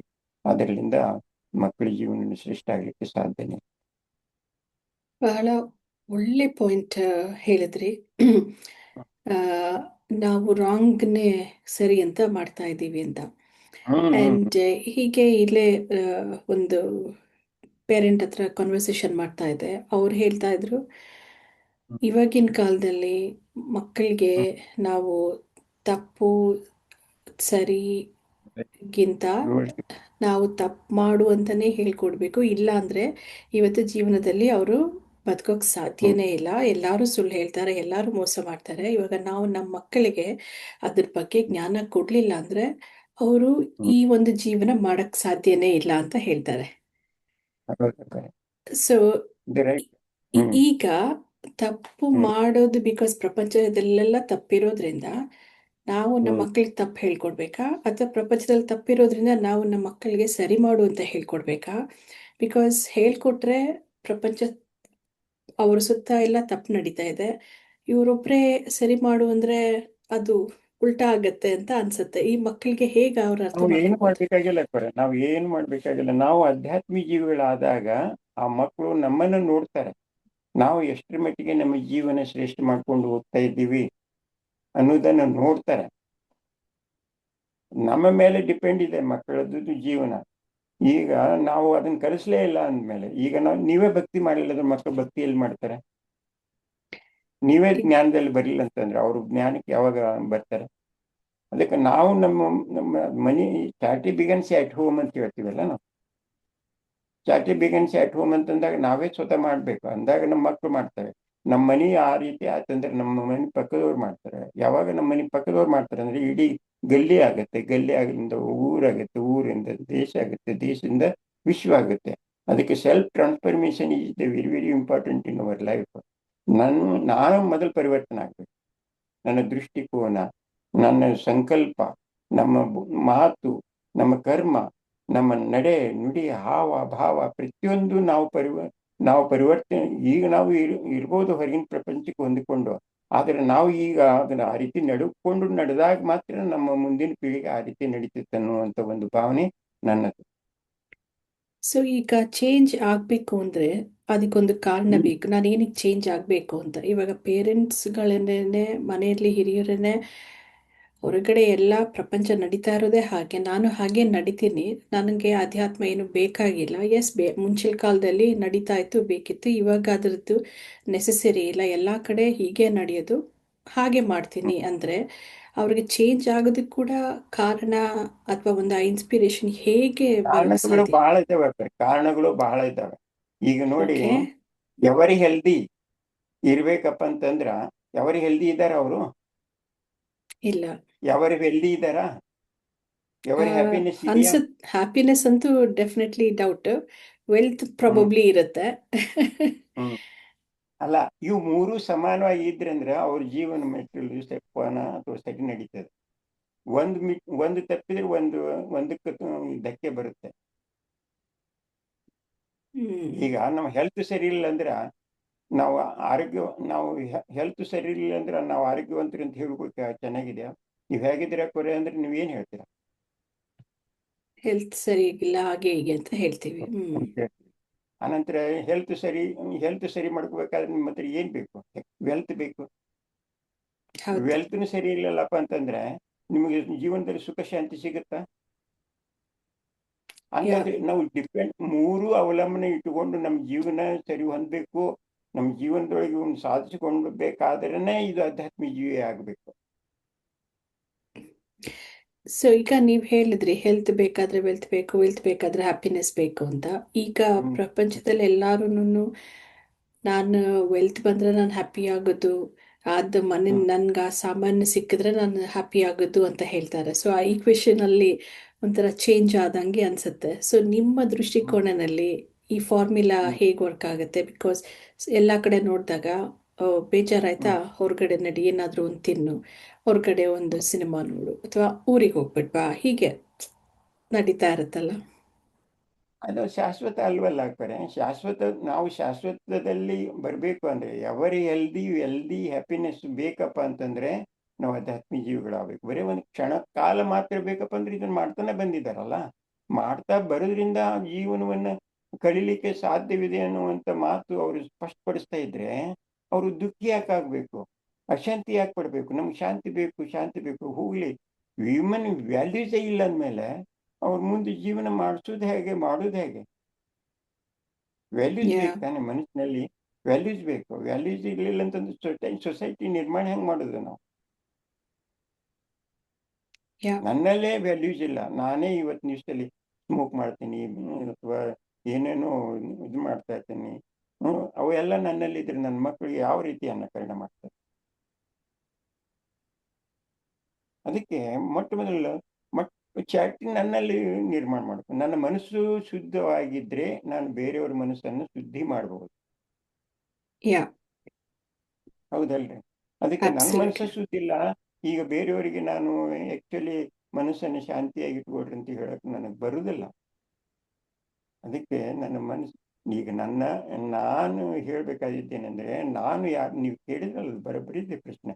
ನಾನು ಯಾರು, ನಾನು ಎಲ್ಲಿಂದ ಬಂದೆ, ಈಗ ನಾನು ಇಲ್ಲಿ ಬಂದಿದ್ದೀನಿ, ನಾನು ಮಾಡಬೇಕಾದದ್ದೇನು, ಮೊಟ್ಟ ಮೊದಲು ನಾನು ಯಾರು ಎಂಬುದನ್ನು ಮೊದಲು ಪ್ರಶ್ನೆ ತಾವೇ ಹಾಕೊಳ್ಬೇಕು, ಪ್ರತಿಯೊಬ್ಬರು ಹಾಕೋಬೇಕು. ಆವಾಗ ಅಧ್ಯಾತ್ಮ ಜೀವಿ ಆಗ್ಲಿಕ್ಕೆ ಸಾಧ್ಯ. ಅಧ್ಯಾತ್ಮ ಆಧಾರನೇ ನಾನು ಯಾರು.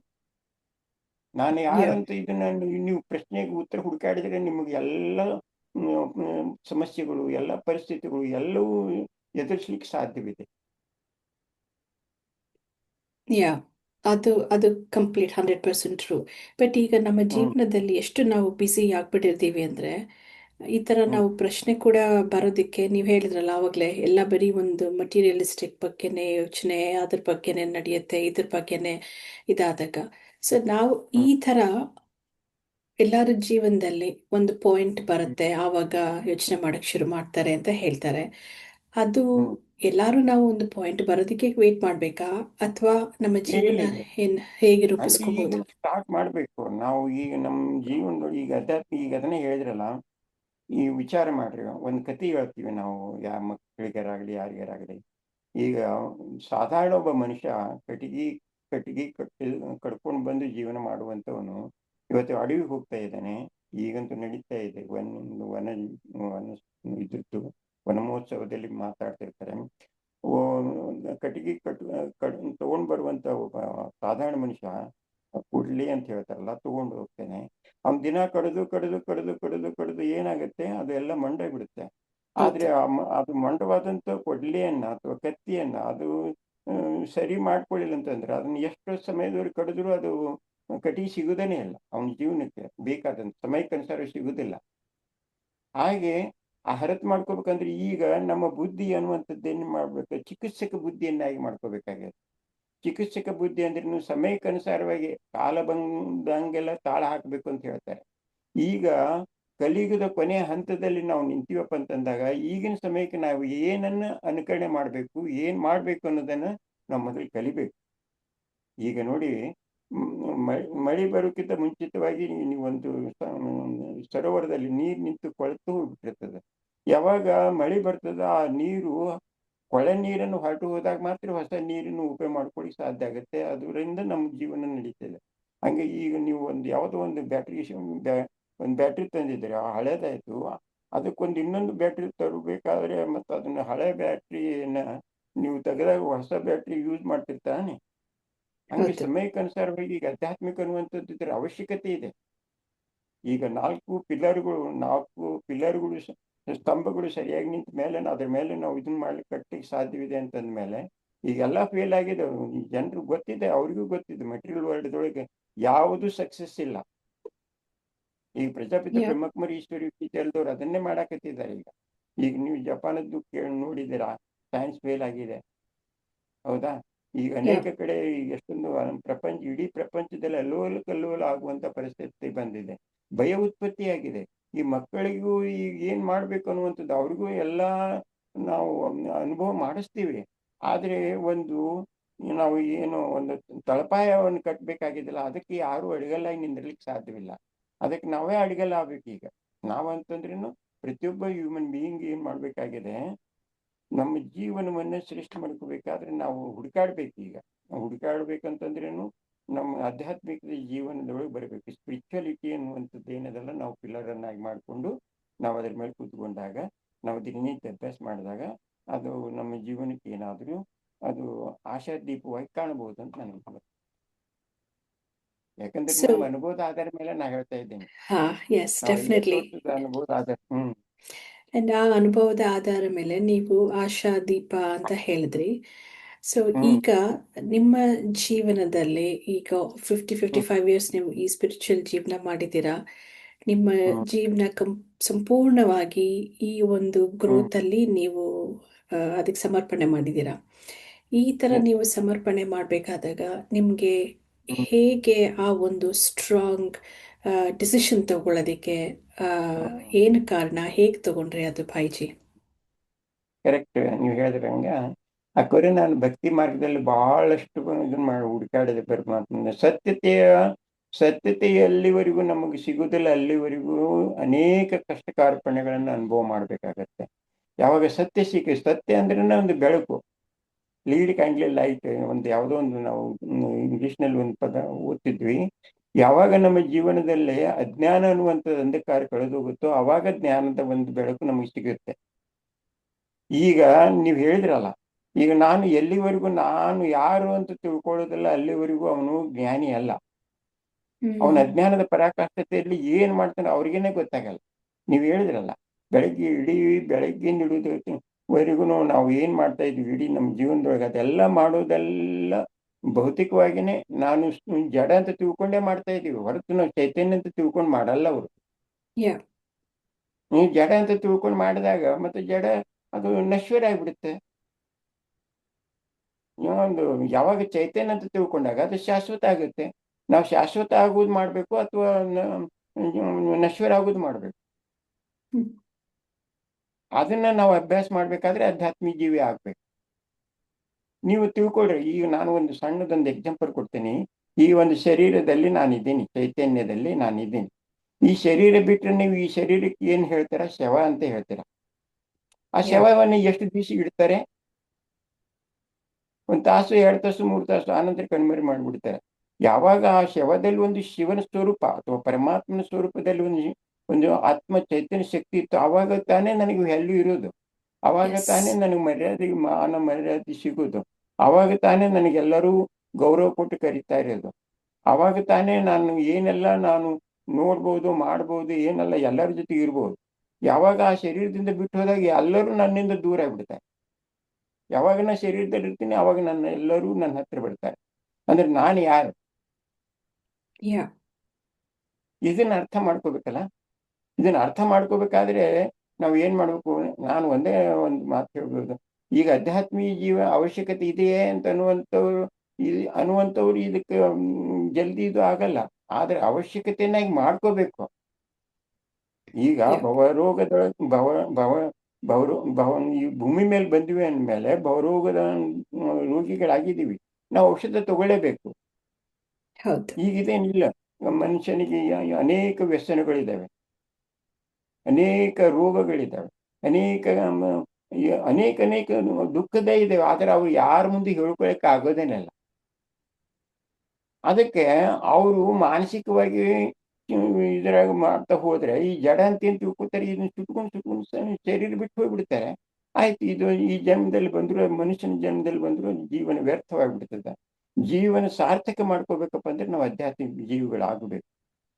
ಯಾವಾಗ ನಾವು ಆಧ್ಯಾತ್ಮಿಕ ಜೀವಿಗಳಾಗ್ತೀವಿ ಆವಾಗ ನಮಗೆ ಶಾಂತಿ, ಸುಖ, ಆನಂದ, ಅನಂತರ ಪ್ರೀತಿ, ಅನಂತರ ಯಾ ಕ್ಷಮೆ, ನಮ್ಮಲ್ಲಿ ಆತ್ಮದ ಗುಣಗಳನ್ನುವಂಥವು ಏನದಲ್ಲ ನಮ್ಮಲ್ಲಿ ಬರ್ತವೆ. ಯಾವಾಗ ಆಧ್ಯಾತ್ಮಿಕ ಜೀವಿಗಳಾಗ್ತೀವಿ, ಆತ್ಮದ ತಿಳ್ಕೊತೀವಿ, ಆವಾಗ ನಮ್ಮಲ್ಲಿ ಇವೆಲ್ಲ ಶ್ರೇಷ್ಠ ಗುಣಗಳು ಬರ್ತವೆ.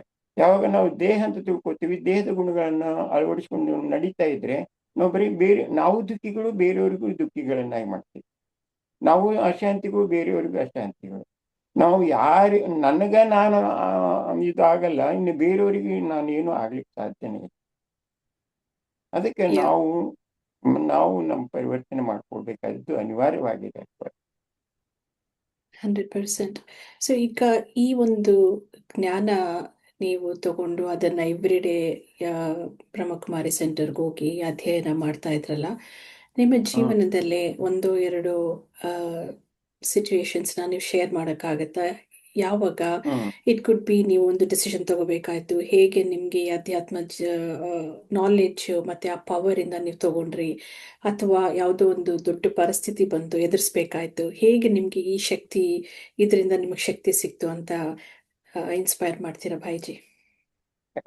ಒಳ್ಳೆ ಪ್ರಶ್ನೆ ಕೇಳಿದ್ರೆ ತಾವು.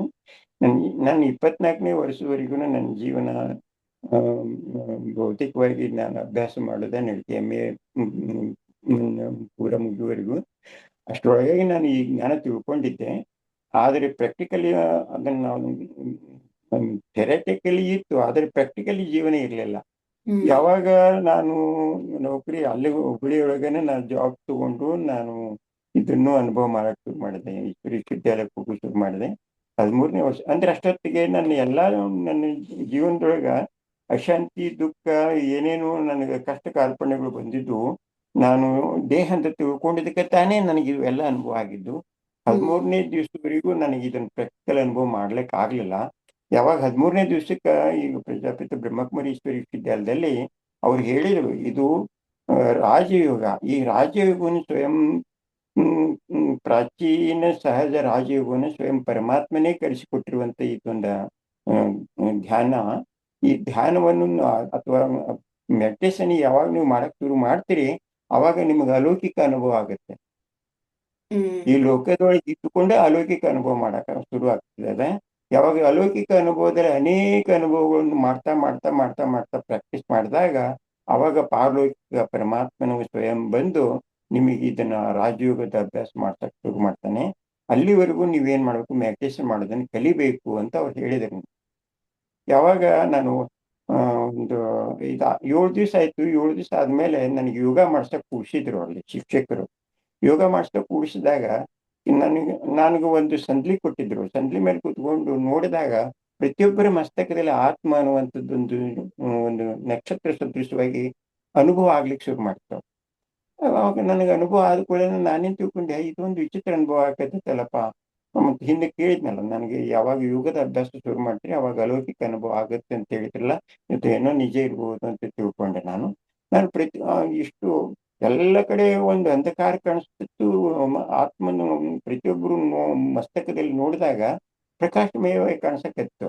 ಇದು ಒಂದು ವಿಚಿತ್ರ ನನ್ಗನಿಸ್ತು. ಇದು ಒಂದು ಏನೋ ಇರ್ಬೋದು. ನನಗೆ ಡೌಟ್ ಬಂತು, ಮತ್ತೆ ಇಲ್ಲಿ ಏನಾರು ಮಾಡ್ತಾರೆ ಅದು ಇದು ಅಂತ.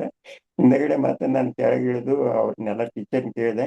ಇಲ್ಲ, ನೀವು ದಿನನಿತ್ಯ ಅಭ್ಯಾಸ ಮಾಡ್ರಿ, ನಿಮಗೆ ಬರುತ್ತೆ ಅನುಭವದಲ್ಲಿ ಬರ್ತೀರಿ ಅಂತಂದಾಗ ಮತ್ತೆ 13ನೇ ದಿವಸಕ್ಕೆ ನನಗೆ ಆಕ್ಚುಲಿ ನಾನೇ ಸ್ವತಃ ಜ್ಯೋತಿಯಾಗಿದ್ದೀನಿ, ಈ ಶರೀರದಲ್ಲಿದ್ದೀನಿ.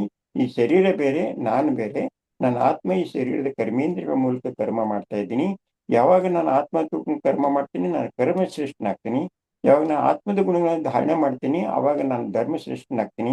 ನನ್ನ ಜೀವನ ಶ್ರೇಷ್ಠ ಮಾಡ್ಕೊಳ್ಳುವುದು ನನ್ನಲ್ಲಿದೆ ಅನ್ನುವಂಥದ್ದನ್ನ ನಾನು ಅಧ್ಯಯನ ಶುರು ಮಾಡಿದಾಗ ನನಗೆ ದಿನನಿತ್ಯ ಯಾವಾಗ ಪರಮಾತ್ಮ ಕನೆಕ್ಷನ್ದಲ್ಲಿ ಬಂದೆ, ಪರಮಾತ್ಮ ಯಾವಾಗ ಆತ್ಮ ಬ್ಯಾಟ್ರಿ ಚಾರ್ಜ್ ಮಾಡಿಕೊಂಡಾಗ ಯಾವಾಗ ಶಕ್ತಿ ತುಂಬುತ್ತೋ ಇಡೀ ದಿನ ನಮ್ಮ ಜೀವನದೊಳಗೆ ಅದನ್ನು ಉಪಯೋಗ ಮಾಡ್ಕೊಳಿಕ್ಕಾಗುತ್ತೋ, ಹಂಗೆ ನಾನು ಕೂಡ ಇಡೀ ದಿನ ನಾನು ಪ್ರಾಕ್ಟೀಸ್ ಮಾಡ್ಕೊಂಡಾಗ ದಿನ ದಿನ ದಿನ ಬೆಳೀತಾ ಬೆಳೀತಾ ಹೋದಾಗ ನನ್ಗೆ ಗೊತ್ತಾಯ್ತು ನಾನು ಯಾರು, ಎಲ್ಲಿಂದ ಬಂದೀನಿ, ನಾನು ಅಸಲಿ ತಂದೆ ಯಾರು, ಪರಮಾತ್ಮನು ನಮಗೆ ಯಾವಾಗ ನಾನು ಧ್ಯಾನ ಮಾಡ್ತೀನಿ ಅವಾಗ ಪರಮಾತ್ಮನಿಂದ ಎಲ್ಲ ಶಕ್ತಿಗಳು ಸಿಗ್ತವೆ, ಗುಣ ಸಿಗ್ತದೆ.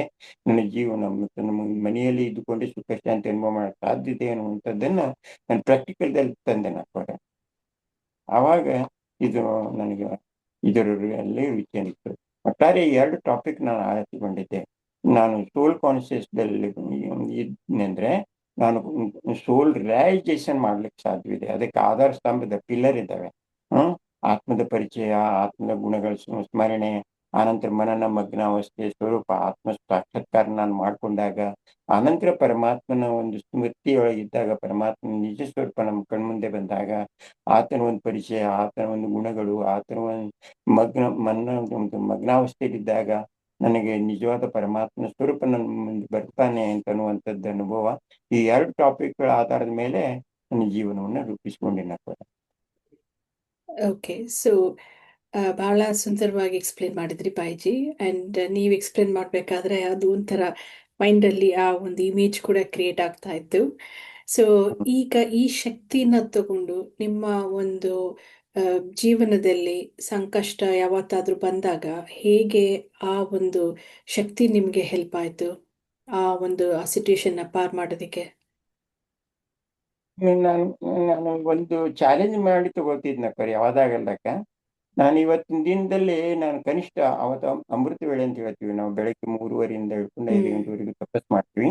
ಆ ಸಮಯದೊಳಗೆ ನಾನು ಪರಮಾತ್ಮನ ಮೊಟ್ಟ ಮೊದಲು ನಾನು ಯಾರು ಎಂಬುದನ್ನು ಕೇಳ್ಕೊಂಡು ನಾನು ನಿಜ ಸ್ವರೂಪದ ಒಂದು ಸ್ಥಿತಿಯಲ್ಲಿ ನಾನು ಕೂತ್ಕೊಂಡಾಗ ಪರಮಾತ್ಮನ ಆಟೋಮೆಟಿಕ್ ಒಂದು ಸ್ವರೂಪ ನನ್ನ ಮುಂದೆ ಬಂದು ನಿಂತಾಗ ಆತನ ಜೊತೆಗೆ ನಾನು ಮಾತಾಡ್ತಿದ್ನೆ ನಾನು ಪರಮಾತ್ಮನ ಜೊತೆಗೆ ಹೆಂಗ ನಾವು ನೀವು ಮಾತಾಡ್ತಾ ಇದ್ವಲ್ಲ ಅದೇ ರೀತಿ ಮಾತಾಡ್ಕೊಂಡಾಗ, ಅಥವಾ ರೂರುಹನ್ ಅಂತ ಹೇಳ್ತೀವಿ ನಾವು, ಆತ್ಮಿಕ ಒಂದು ಸಂಭಾಷಣೆ ಅಂತ ಹೇಳ್ತೀವಿ.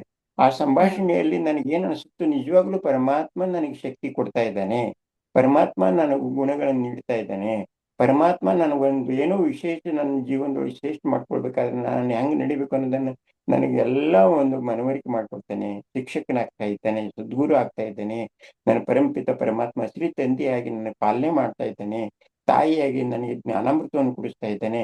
ಇವೆಲ್ಲ ನನಗೆ ಫೀಲಿಂಗ್ಸ್ ನನಗೆ ಆಂತರಿಕವಾಗಿ ನಾನೇ ಕ್ರಿಯೇಟ್ ಮಾಡ್ಕೊಂಡು ಪರಮಾತ್ಮನ ಜೊತೆ ನಾನು ಮಾತಾಡ್ತಾ ಇದ್ನೆ ಅಪ್ಪರೆ.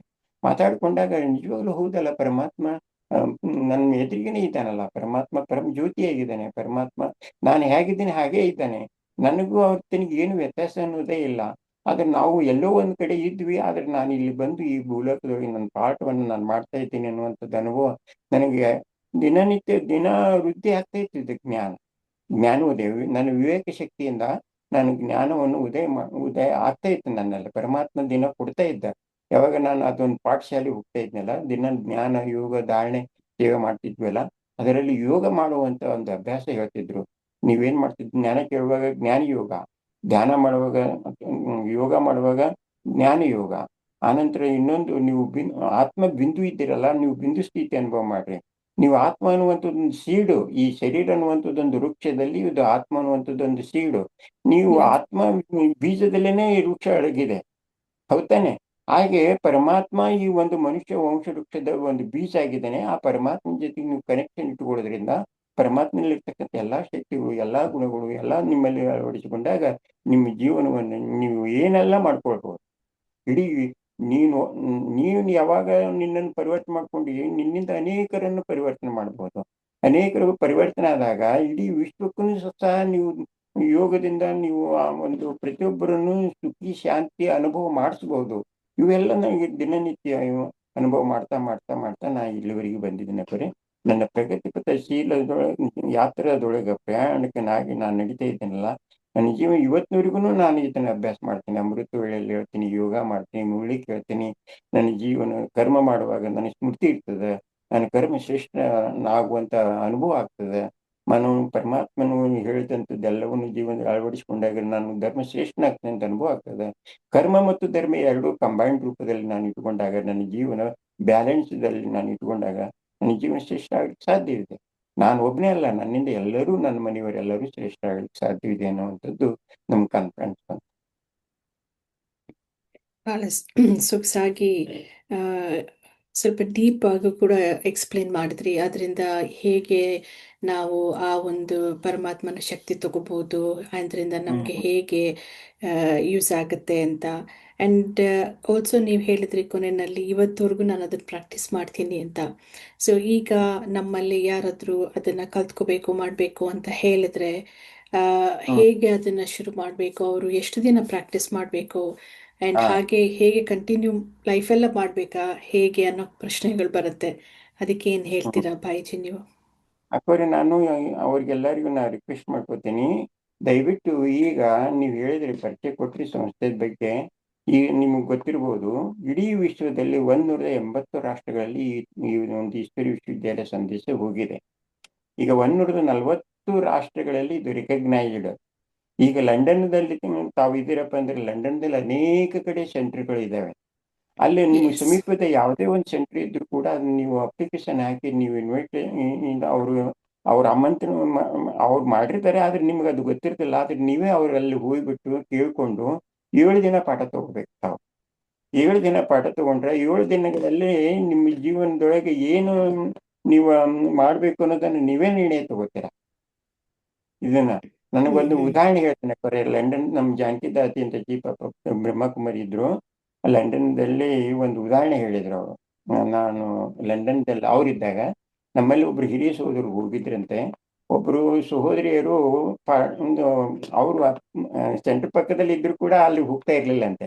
ಅದೇ ಯಾರೋ ಒಬ್ರು ಮುಖಾಂತರ ಕೇಳಿದ್ರಂತೆ. ಅವರು ಜೀವನದೊಳಗೆ ಏನು ಕಷ್ಟ ದುಃಖ ಇವು ಅನುಭವ ಮಾಡೋದಕ್ಕೆ ಅವಕಾಶ ಇರಲಿಲ್ಲ. ಆದ್ರೆ ಸಮಯಕ್ಕೆ ಅನುಸಾರವಾಗಿ ಅವ್ರ ಪತಿ ಏನ್ ಮಾಡ್ತಿದ್ರು, ಬೇರೆ ದೇಶಕ್ಕೆ ಹೋಗಿ ಅವರು ನೌಕರಿ ಮಾಡ್ತಿದ್ರು, ಮಗನೂ ನೌಕರಿ ಮಾಡ್ತಿದ್ರು, ಅವ್ರು ಒಬ್ಬರೇ ಇರ್ತಿದ್ರು. ಹಿಂಗಿರೋದ್ರ ಜೀವನದೊಳಗೆ ಅವ್ರಿಗೆ ತಾತ್ಸಾರ ಬಂದ್ಬಿಡ್ತು. ನಾನು ಒಬ್ಬಕ್ಕೆ ಇದ್ದು ಏನ್ ಮಾಡೋದು, ನನಗೆ ಯಾರ ಜೊತೆ ಇಲ್ಲಲ್ಲ, ನಾನು ಯಾರ ಮುಂದೆ ಏನು ಹೇಳ್ಕೊಳಕ್ಕಾಗುತ್ತೆ. ಯಾಕಂದ್ರೆ ವಿದೇಶದೊಳಗೆ ತಮ್ಮ ಮನೆಗೆ ತಾವೇ ಇರ್ತಾರೆ, ಬೇರೆ ಪಕ್ಕದಲ್ಲಿ ಮನೆಗೆ ಹೋಗುವಂಥದ್ದೇ ಇರೋದಿಲ್ಲ. ಹಿಂಗಾಗಿ ಜೀವನದೊಳಗೆ ಒಂದು ವೈರಾಗ್ಯ ಬಂದ್ಬಿಡ್ತು. ನಾನು ಹಿಂಗೆ ಆದ್ರೆ ನನ್ನ ಜೀವನ ಏನಾಗಬಹುದು, ಇಷ್ಟಕ್ಕೂ ನಿರ್ಣಯ ತಗೊಂಡ್ಬಿಟ್ರೆ ಅವ್ನು ಸುಸೈಡ್ ಮಾಡ್ಕೊಂಡೇ ಬಿಡ್ಬೇಕು. ಏನು ಸುಖನೇ ಇಲ್ಲ ಅಂದಮೇಲೆ ನಾನೇನ್ ಮಾಡೋದು ಇನ್ಮೇಲೆ ಅಂತ ತಿಳ್ಕೊಂಡು ಇದಕ್ಕಿದ್ದಂಗೆ ಎಲ್ಲೋ ಇದಕ್ಕೆ ಹೋಗುವಾಗ ಒಬ್ರು ಯಾರಿಗೂ ಹೇಳಿದ್ರಂತೆ, ಹಿಂಗೆ ನಾನು ಮಾಡ್ಕೋಬೇಕಂತ ಮಾಡೀನಿ ಅಂತ. ಹಿಂಗೆ ಸುಸೈಡ್ ಯಾಕೆ ಮಾಡ್ಕೊತಾ ಇದೆಯಾ, ನಾವು ಇಂಥ ಒಂದು ವಿಶ್ವವಿದ್ಯಾಲಯಕ್ಕೆ ಹೋಗ್ತಾ ಇದ್ವಿ, ನೀವು ಅಲ್ಲಿ ಹೋಗ್ಬಿಟ್ಟು ಸುಸೈಡ್ ಬೆಲೆ ಮಾಡ್ಕೋ, ನಂತರ ಮಾಡ್ಕೋ, ಅದ್ರ ಮೊದಲು ಅಲ್ಲಿ ಹೋಗ್ಬಿಟ್ಟು ಅಲ್ಲಿ ಏನು ಹೇಳ್ತಾರೆ ಕೇಳ್ಕೊಂಡು ನಂತರ ಬೇಕಲ್ಲ ಮಾಡ್ಕೊಳಂಗಿತ್ತು ಮಾಡ್ಕೊಂತ ಹಿಂಗೇನೋ ಅಂದ್ರಂತವ್ರು. ಆಯ್ತು ಬಿಡು ಅಂತೇಳಿ ಅದೊಂದು ಮಾಡಿ ನೋಡೋಣ ಅಂತೇಳಿ ಅಲ್ಲಿ ಹೋದ್ರಂತ. ಹೋದಾಗ ಇಲ್ಲಿ ಒಬ್ರು ಸಹೋದರರು ಹೋಗಿದ್ರಲ್ಲ, ರಮೇಶ್ ಭಾಯಿ ಅಂತ, ಅವ್ರು ಹೋದಾಗ ಜಾನಕಿ ದಾದಿ ಸೆಂಟರ್ದಲ್ಲಿ ಇದ್ರಂತೆ. ಒಬ್ರು ಅಕ್ಕ ಅವರು ಇದ್ರಂತೆ. ರಮೇಶ್ ಭಾಯಿ ಏನ್ ಹೇಳಿದ್ರಂತೆ, ರಮೇಶ್ ಭಾಯಿ ಹೇಳಿದ್ರಂತೆ, ಹಿಂಗ ಇವ್ರು ಒಬ್ರು ಕೋರ್ಸ್ ತಗೊಳ್ಳೋದಕ್ಕೆ ಅಪ್ಲಿಕೇಶನ್ ಹಾಕಿದ್ರೆ ಇವ್ರಿಗೆ ನೀವು 7 ದಿನ ಪಾಠ ಕೊಡ. 7 ದಿನ ಪಾಠ ಕೊಡು ಅಂದ್ರೆ ಅಣ್ಣವ್ರಿಗೆ ಸ್ವಲ್ಪ ಸಂಕಲ್ಪ ಅಂತಂತ ಅಕ್ಕಂದಿ ಕೊಟ್ಟೆ. ಇಲ್ಲ ನಾವೆಲ್ಲ ರೆಸ್ಟ್ ಮಾಡ್ಬೇಕಾಗೈತೆ, 1 ಗಂಟೆ ನೀವು ಪಾಠ ಕೊಡು ಅಂದ್ರಂತ. ಪಾಠ ಕೊಟ್ರಂತೆ 7 ದಿನ. ಆತ್ಮ ಪರಿಚಯ ಕೊಟ್ಟಂತೆ, ಪರಮಾತ್ಮ ಪರಿಚಯ ಕೊಟ್ಟಂತೆ, ಪರಮಾತ್ಮ ನೆನ್ಪು ಮಾಡೋದು ಹೇಗೆ, ಮತ್ತು ಗೃಹಸ್ಥ ಜೀವನದಲ್ಲಿ ಇದ್ದು ಹೆಂಗೆ ಇದು ಮಾಡ್ಬೇಕು, ಪರಮಾತ್ಮ ಸರ್ವ ಸಂಬಂಧಗಳಿಂದ ಹೆಂಗೆ ನೆನ್ಪು ಮಾಡ್ಬೇಕು, ಇದನ್ನೆಲ್ಲ ಹೇಳಿದಾಗ ಅವರು ಏನೇನು ಹೇಳ್ತಿದ್ದಾರೆ ಅದನ್ನೆಲ್ಲ ಮಾಡ್ತಿದ್ರಂತ. ಅವ್ರಿಗೆ ಅಭ್ಯಾಸ ಆಗ್ಬಿಡ್ತಂತೆ. ಆ ನಂತರ ಮುಂದೆ ಜಾನಕಿ ದಾದಿ 7ನೇ ದಿವಸಕ್ಕೆ ಕರೆದು ವಿಚಾರ ಮಾಡಿದ್ರಂತೆ, ಮತ್ತೆ ನಿಮ್ಮ ಕೋರ್ಸ್ ಮುಗಿತು, ಮುಂದೆ ಏನ್ ಮಾಡ್ಬೇಕಂತ ಮಾಡ್ಯಾರ. ಇಲ್ಲ, ನಾನು ಬರ್ಬೇಕಾದ್ರೆ ಈ ಒಂದು ವಿಚಾರ ಇಟ್ಕೊಂಡ್ಬಂದಿದ್ದೆ, ಇನ್ಮೇಲೆ ನಾನೇನು ಸುಸೈಡ್ ಮಾಡ್ಕೊಳ್ಳೋದಿಲ್ಲ ಅಂದ್ರಂತ. ಹಂಗೆ ನನಗೆ ಇಷ್ಟು ದುಃಖ ಆಗಿತ್ತು. ಯಾಕಂದ್ರೆ ನನ್ನ ಪತಿನೂ ಬೆಳಿಗ್ಗೆ 6 ಗಂಟೆಗೆ ಹೋಗ್ಬಿಡ್ತಿದ್ರು, ಮಗ 8 ಗಂಟೆಗೆ ಹೋಗ್ಬಿಡ್ತಿದ್ದ. ನಾನು ಒಬ್ಬಕ್ಕೆ ಇಡೀ ದಿನ ರಾತ್ರಿ 12 ಗಂಟೆ ಬರ್ತಿದ್ರು. ಅವ್ರ ಮುಖ ನೋಡಕ್ ನನಗೆ ಆಗ್ತಿದ್ದಿಲ್ಲ. ನನ್ನ ಜೀವನದೊಳಗೆ ಏನು ಮಾಡ್ಕೊಳಕ್ ಸಾಧ್ಯನೇ ಆಗಿಲ್ಲ ಅಂದ್ಮೇಲೆ ನಾನು ಇರ್ಬೇಕು ಯಾಕೆ ಅನ್ನುವಂಥ ಒಂದು ನಿರ್ಣಯಕ್ಕೆ ಬಂದ್ಬಿಟ್ಟಿದ್ದೆ. ಆದ್ರೆ ಇನ್ನು ಮುಂದೆ ನಾನು ಸುಸೈಡ್ ಮಾಡ್ಕೊಳ್ಳೋದಿಲ್ಲ. ನನ್ನ ಜೊತೆಗೆ ಈಗ ಪರಮಾತ್ಮ ಸರ್ವ ಸಂಬಂಧದಿಂದ ನಾನು ದಿನನಿತ್ಯ ಅವ್ರ ಜೊತೆಗೆ ನಾನು ಇರ್ತೀನಿ. ನಾನು ಮುಂದ್ಗಡೆ ಹೋಗೋದ್ನಾಗ ಆವೋ ಶಿವ ಬಾಬಾ ಅಂತೀನಿ. ಮತ್ತೆ ನನಗೆ ಏನು ಬೇಕಾಗಿತ್ತು, ಎಲ್ಲಿತ್ತು ಬಾಬಾ ಶಿವ ಬಾಬಾ ಅಂತ ಹೇಳ್ತೀನಿ. ಹಿಂಗೆ ಎಲ್ಲಾ ಸಂಬಂಧಗಳಲ್ಲಿ ಆ ಪರಮಾತ್ಮನೊಬ್ಬನ ಜೋಡಣೆ ಮಾಡ್ಕೊಂಡಿದ್ದಕ್ಕೆ ನನಗೆ ಯಾವುದು ದುಃಖ ಇಲ್ಲ, ಯಾವುದು ಅಶಾಂತಿ ಇಲ್ಲ ಅಂತ ತಿಳ್ಕೊಂಡು ದಾದಿ ಮುಂದೆ ಹೇಳಿದ್ರಂತೆ. ಹಿಂಗ ಅನೇಕರು ಜೀವನದೊಳಗೆ ಅನೇಕ ಸುಖ ಶಾಂತಿ ಅನುಭವ ಮಾಡುತ್ತೆ ದೇಶ ವಿದೇಶದಲ್ಲಿ. ಹಂಗೆ ನಾನು ಅದನ್ನೇ ಹೇಳ್ಕೊತಾ ಇದ್ದೀನಿ. ಯಾರೇ ನಿಮಗೆ ಬಂದ್ರು ಭಲೆ ಅವ್ರಿಗೆ ಆಧ್ಯಾತ್ಮಿಕ ಕಹಿ ಅನಿಸಿರ್ಬೋದು, ಆದ್ರೆ ಸ್ವಲ್ಪ 7 ದಿನಗಳು ಮಾತ್ರ, 7 ದಿನ ಬೇಡ, 3 ದಿನಗಳಲ್ಲಿ ಮುಗಿಸ್ತಾರೆ. ಈಗಿನ ದಿನಗಳಲ್ಲಿ 3 ದಿನದಲ್ಲಿ ಪಾಠ ತಗೊಂಡ್ರೆ ಅಂದ್ರೆ ಅವ್ರ ಜೀವನ ಶ್ರೇಷ್ಠ ಮಾಡೋದಕ್ಕೆ ಸಾಧ್ಯವಿದೆ. ಅವ್ರ ಜೀವನ ಶ್ರೇಷ್ಠವಾಗ್ಲಿ. ತಮಗೆಲ್ಲರಿಗೂ ಇದೊಂದು ಅವಕಾಶ ಕೊಡೋದಕ್ಕೆ, ನನಗೂ ನೀವು ಎಲ್ಲರೂ ಇಷ್ಟೆಲ್ಲ ಒಂದು ಸೇವೆ ಮಾಡೋದಕ್ಕೆ ಅಥವಾ ವಾತ್ಸಲ್ಯದಿಂದ ನಿಮ್ಮನ್ನೆಲ್ಲರನ್ನು ಮಾತನಾಡಿಸೋದಕ್ಕೆ ನನಗೆ ಅನುಕೂಲ ಮಾಡಿಕೊಟ್ಟಿದ್ದಕ್ಕೆ ತಮಗೆಲ್ಲರಿಗೂ ಬಹಳ ಬಹಳ ಧನ್ಯವಾದಗಳು ಅಕ್ಕರೆ. ಧನ್ಯವಾದಗಳು. ಮತ್ತೇನಾದ್ರೂ ಕೇಳೋದಿದ್ರೆ, ಟೈಮ್ ಅಂತೂ ಆಗಿದೆ, ನೀವು ಕೊಟ್ಟಿರುವಂತ ಟೈಮ್. ಸೊ ಎಸ್, ನಮಗೆ ಒಂದು ಚಿಕ್ಕ ಮೆಡಿಟೇಷನ್ ಎಕ್ಸ್ಪೀರಿಯನ್ಸ್ ಕೊಡಿ ಬಾಯ್ಜಿ. ಬಟ್ ಬಿಫೋರ್ ದ್ಯಾಟ್ ಇವಾಗ ನೀವು ಒಂದು ಬ್ಯೂಟಿಫುಲ್ ಆಗಿ ಒಂದು ರಿಯಲ್ ಸ್ಟೋರಿ ಕೂಡ ಶೇರ್ ಮಾಡಿ, ಒಂದು ಬ್ಯೂಟಿಫುಲ್ ಆಗಿ ಲಾಜಿಕಲ್ ಎಂಡ್ ತಗೊಂಬಂದಿದ್ದೀರಾ. ಜಸ್ಟ್ ಇದೇ ತರ ನಮ್ದೊಂದು ಡೀಟೇಲ್ಸ್ ಶೇರ್ ಮಾಡ್ಬಿಡ್ತೀನಿ, ಸೊ ದ್ಯಾಟ್ ಯಾರಿಗಾಗ್ಲಿ ಇಂಟ್ರೆಸ್ಟ್ ಇರೋರು ದಯವಿಟ್ಟು, ಲೈಕ್ ಇವಾಗ ಬಾಯಿಜಿ ಹೇಳ್ದಂಗೆ, ಈಗ 7 days ಕೋರ್ಸ್ ಅಥವಾ 3 days ಕೋರ್ಸ್, ಯಾವುದೇ ಕೋರ್ಸ್ ಬಗ್ಗೆ ಕನ್ನಡದಲ್ಲಿ ಇಂಗ್ಲಿಷ್ನಲ್ಲಿ ಬೇಕಾದ್ರೆ ನಮಗೆ ಇಮೇಲ್ ಮಾಡಿ gchenquiries@uk.brahmakumaris.org.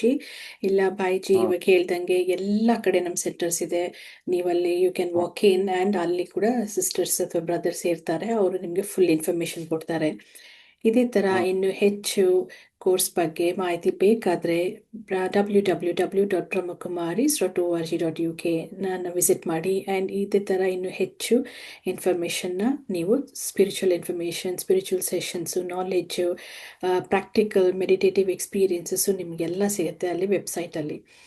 ಸೊ ಇವತ್ತು ಸೆಷನಲ್ಲಿ ನೀವು ಏನು ಇನ್ಸ್ಪಿರೇಷನ್ ತೊಗೊಂಡ್ರಿ ಅಂತ ನಮ್ಮ ಜೊತೆ ನೀವು ಐದರ್ ಈ ಚಾಟಲ್ಲಿ ಹಂಚ್ಕೊಳ್ಳಿ ಅಥವಾ ನಮಗೆ ಇಮೇಲ್ ಮಾಡಿ. ಇದೇ ಥರ ನೀವು ನಿಮ್ಮ ಫ್ಯಾಮಿಲಿ ಫ್ರೆಂಡ್ಸ್ ಹತ್ರನೂ ಶೇರ್ ಮಾಡಿ. ಈ ಒಂದು ಈಗ ಒಂದು ಲಾಸ್ಟ್ ಅವರಲ್ಲಿ ನಾವು ಡಿಸ್ಕಸ್ ಮಾಡಿರೋ ಪ್ರಕಾರ ಸ್ಪಿರಿಚುಯಾಲಿಟಿ ಹ್ಮ್. ಒಂದು ಜಸ್ಟ್ ನೈಸ್ ಟು ಹ್ಯಾವ್ ಅಲ್ಲ, it is a must have ಆಗಿಬಿಟ್ಟಿದೆ, ಅವಶ್ಯಕತೆ ಆಗ್ಬಿಟ್ಟಿದೆ. ಈಗ ಇವೆಲ್ಲ ಬಾಯಿಜಿ ಹೇಳ್ದಂಗೆ ಇಲ್ಲಿ ಬಂದಮೇಲೆ ನಾವೆಲ್ಲ ಸುಖ ದುಃಖಗಳು ಮಾಡಲೇಬೇಕು. ಎಷ್ಟು ನಾವು ಎಕ್ವಿಪ್ ಆಗಿರ್ತೀವಿ ಅದನ್ನು ಮಾಡೋದಕ್ಕೆ ಅಂತ ಈ ಒಂದು ಸ್ಪಿರಿಚುವಲ್ ಶಕ್ತಿ, ಈ ಒಂದು ಡೆಪಾಸಿಟ್ ಮಾಡಿರೋದ್ರಿಂದ ಮಾಡೋದ್ರಿಂದ ನಾವು ನಮ್ಮ ಜೀವನದಲ್ಲಿ ಬರೋ ಸಿಚುಯೇಷನ್ಸ್ಗಳನ್ನ ಎದುರಿಸೋಕ್ಕೂ ನಮಗೆ ಶಕ್ತಿ ಆಗುತ್ತೆ. ಆ್ಯಂಡ್ ಇದು very very easily proven formula ಆಗಿದೆ. ಎಷ್ಟು ವರ್ಷಗಳಿಂದ 10 ಲಕ್ಷಾಂತರ ಜನರು ಇದನ್ನು ಮಾಡಿದ್ದಾರೆ. ಸೊ ಇದನ್ನು ಲೆಟ್ಸ್ ಇವಾಗ ಎಕ್ಸ್ಪೀರಿಯನ್ಸ್ ಮಾಡಿ ಆ ಒಂದು ಪಿನ್ನರ್ ಪೀಸ್ನ ಬ್ಲಿಸ್ನ ಫೀಲ್ ಮಾಡೋಣ. And let us take that action so that ನಾವು ಕೂಡ ನಮ್ಮ ಒಂದು ಏನು ನಿಜತ್ವ ನಾವಿದ್ದೀವಲ್ಲ, ಅಧ್ಯಾತ್ಮ ಅಂದರೆ ಏನು, ನನ್ನ ಆತ್ಮದ ಅಧ್ಯಯನ ಎಲ್ಲರೂ ಮಾಡೋದಕ್ಕೆ ಒಂದು ಸ್ಟೆಪ್ ತಗೊಳ್ಳೋಣ. So with that said Bhaiji ಒಂದು ಚಿಕ್ಕ ಮೆಡಿಟೇಷನ್ ಎಕ್ಸ್ಪೀರಿಯನ್ಸ್ ಕೊಡಿ ನಮಗೆ. Thank you. ಓಕೆ, ಕಾಮೆಂಟ್ರಿ ಮಾಡೋದೇನು ಬೇಡಲ್ಲ? ಹಾಂ, ಮಾಡಿ ಒಂದು 2-3 ಮಿನಿಟ್ಸ್ ಮಾಡಿ.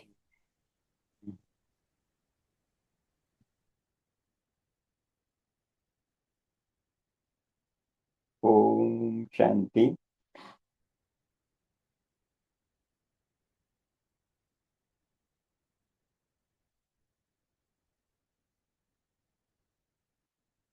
ನಾನು ಒಂದು ಚೈತನ್ಯ ಶಕ್ತಿ ಆತ್ಮ. ಈ ಶರೀರದ ಮೇಲ್ಭಾಗ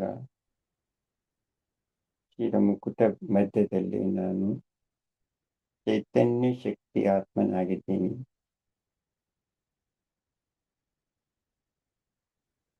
ಈ ಶರೀರ ಭಿನ್ನವಾಗಿದೆ. ನಾನು ಆತ್ಮ ಅವಿನಾಶಿ ಚೈತನ್ಯ ಆನಂದ ಸ್ವರೂಪ ಆದಂತ ಆತ್ಮ ನಾನಾಗಿದ್ದೇನೆ. ಪ್ರಕಾಶಮಯವಾಗಿದ್ದೇನೆ, ನಕ್ಷತ್ರವಾಗಿದ್ದೇನೆ. ನಾನು ಆತ್ಮ ಈ ಶರೀರದ ಕರ್ಮೇಂದ್ರಿಯಗಳಿಂದ ಕರ್ಮ ಮಾಡ್ತಾ ಇದ್ದೇನೆ. ನಾನು ಬೇರೆ, ನನ್ನ ದೇಹ ಬೇರೆ, ನನ್ನ ದೇಹದ ಕರ್ಮೇಂದ್ರಿಯಗಳು ಬೇರೆ ಆಗಿದ್ದಾವೆ. ಕಿವಿಯಿಂದ ಕೇಳ್ತಾ ಇದ್ದೀನಿ, ಕಣ್ಣುಗಳಿಂದ ನೋಡ್ತಾ ಇದ್ದೀನಿ, ಬಾಯಿಂದ ಮಾತನಾಡ್ತಾ ಇದ್ದೀನಿ, ಕೈಯಿಂದ ಕೆಲಸ ಮಾಡ್ತಾ ಇದ್ದೀನಿ, ಕಾಲುಗಳ ಮುಖಾಂತರ ನಡೆದಾಡ್ತಾ ಇದ್ದೀನಿ. ನಾನು ಆತ್ಮ ಅಜರ ಅಮರ ಅವಿನಾಶಿ ಆಗಿದ್ದೇನೆ. ನನ್ನ ಆತ್ಮ ಅತಿ ಸೂಕ್ಷ್ಮವಾಗಿದ್ದೀನಿ. ಅತಿ ಸೂಕ್ಷ್ಮವಾಗಿರುವಂತಹ ಆತ್ಮದಲ್ಲಿ ಪಾಪ ಪುಣ್ಯಗಳ ಲೇಪನ ಆಗಿದೆ. ಈ ಶರೀರಕ್ಕೆ ಲೇಪನ ಆಗುವುದಿಲ್ಲ. ನನ್ನ ಆತ್ಮ ಕೇವಲ 84 ಜನ್ಮಗಳವರೆಗೂ ಈ ಶರೀರದ ಮುಖಾಂತರ ನಾನು ಪಾಠ ಮಾಡ್ತಾನೆ ಬಂದಿದ್ದೀನಿ. ಈ ಒಂದು ಅಂತಿಮ ಜನ್ಮದಲ್ಲಿ ಈ ಒಂದು ಆತ್ಮಜ್ಞಾನ ಪರಮಾತ್ಮ ಮುಖಾಂತರ ನನಗೆ ಲಭಿಸಿದೆ. ಅವಿನಾಶಿ ತಂದೆ ಪರಮಾತ್ಮ ಕೂಡ ನನ್ನ ಹಾಗೇನೆ ಇದ್ದಾರೆ. ನನ್ನಲ್ಲಿ ಯಾವ ರೀತಿ ಪರಮಾತ್ಮನ ಗುಣಗಳು ಇದ್ದಾವೆ, ನನ್ನಲ್ಲಿಯೂ ಕೂಡ ಅದೇ ಗುಣಗಳಿದ್ದಾವೆ. ಆದರೆ ಈಗ ನಾನು ದೇಹಾಭಿಮಾನದಲ್ಲಿ ಬಂದಿದ್ದರಿಂದ ಈ ಆತ್ಮದ ಗುಣಗಳನ್ನು ಮರ್ತಿದ್ದೀನಿ. ಈಗ ಮರುಕಳಿಸಿಕೊಳ್ಬೇಕಾಗಿದೆ. ನನ್ನ ಆತ್ಮ ಶಾಂತ ಸ್ವರೂಪ, ಆನಂದ ಸ್ವರೂಪ, ದಯಾ ಸ್ವರೂಪ, ಕರುಣಾ ಸ್ವರೂಪ, ಜ್ಞಾನ ಸ್ವರೂಪ, ಶಕ್ತಿ ಸ್ವರೂಪ, ಇಂಥ 7 ಗುಣಗಳಿಂದ ಕೂಡಿರುವಂತ ಆತ್ಮ ನಾನು. ಈಗ ಆತ್ಮ ಅಂತ ತಿಳ್ಕೊಂಡು ಅಥವಾ ಅರಿತುಕೊಂಡು ಅದನ್ನ ಸ್ವರೂಪದ ಅನುಭವ ಮಾಡ್ತಾ ಕರ್ಮ ಮಾಡೋದ್ರಿಂದ ಪುಣ್ಯಾತ್ಮನಾಗ್ತೀನಿ.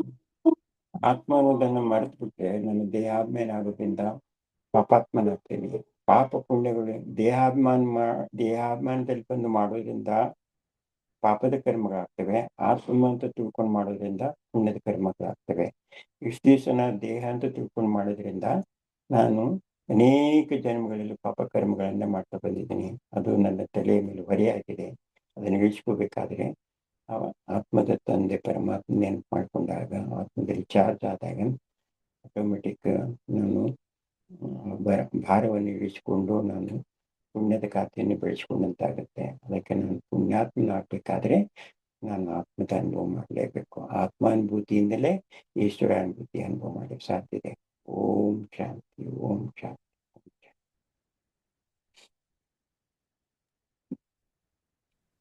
Thank you.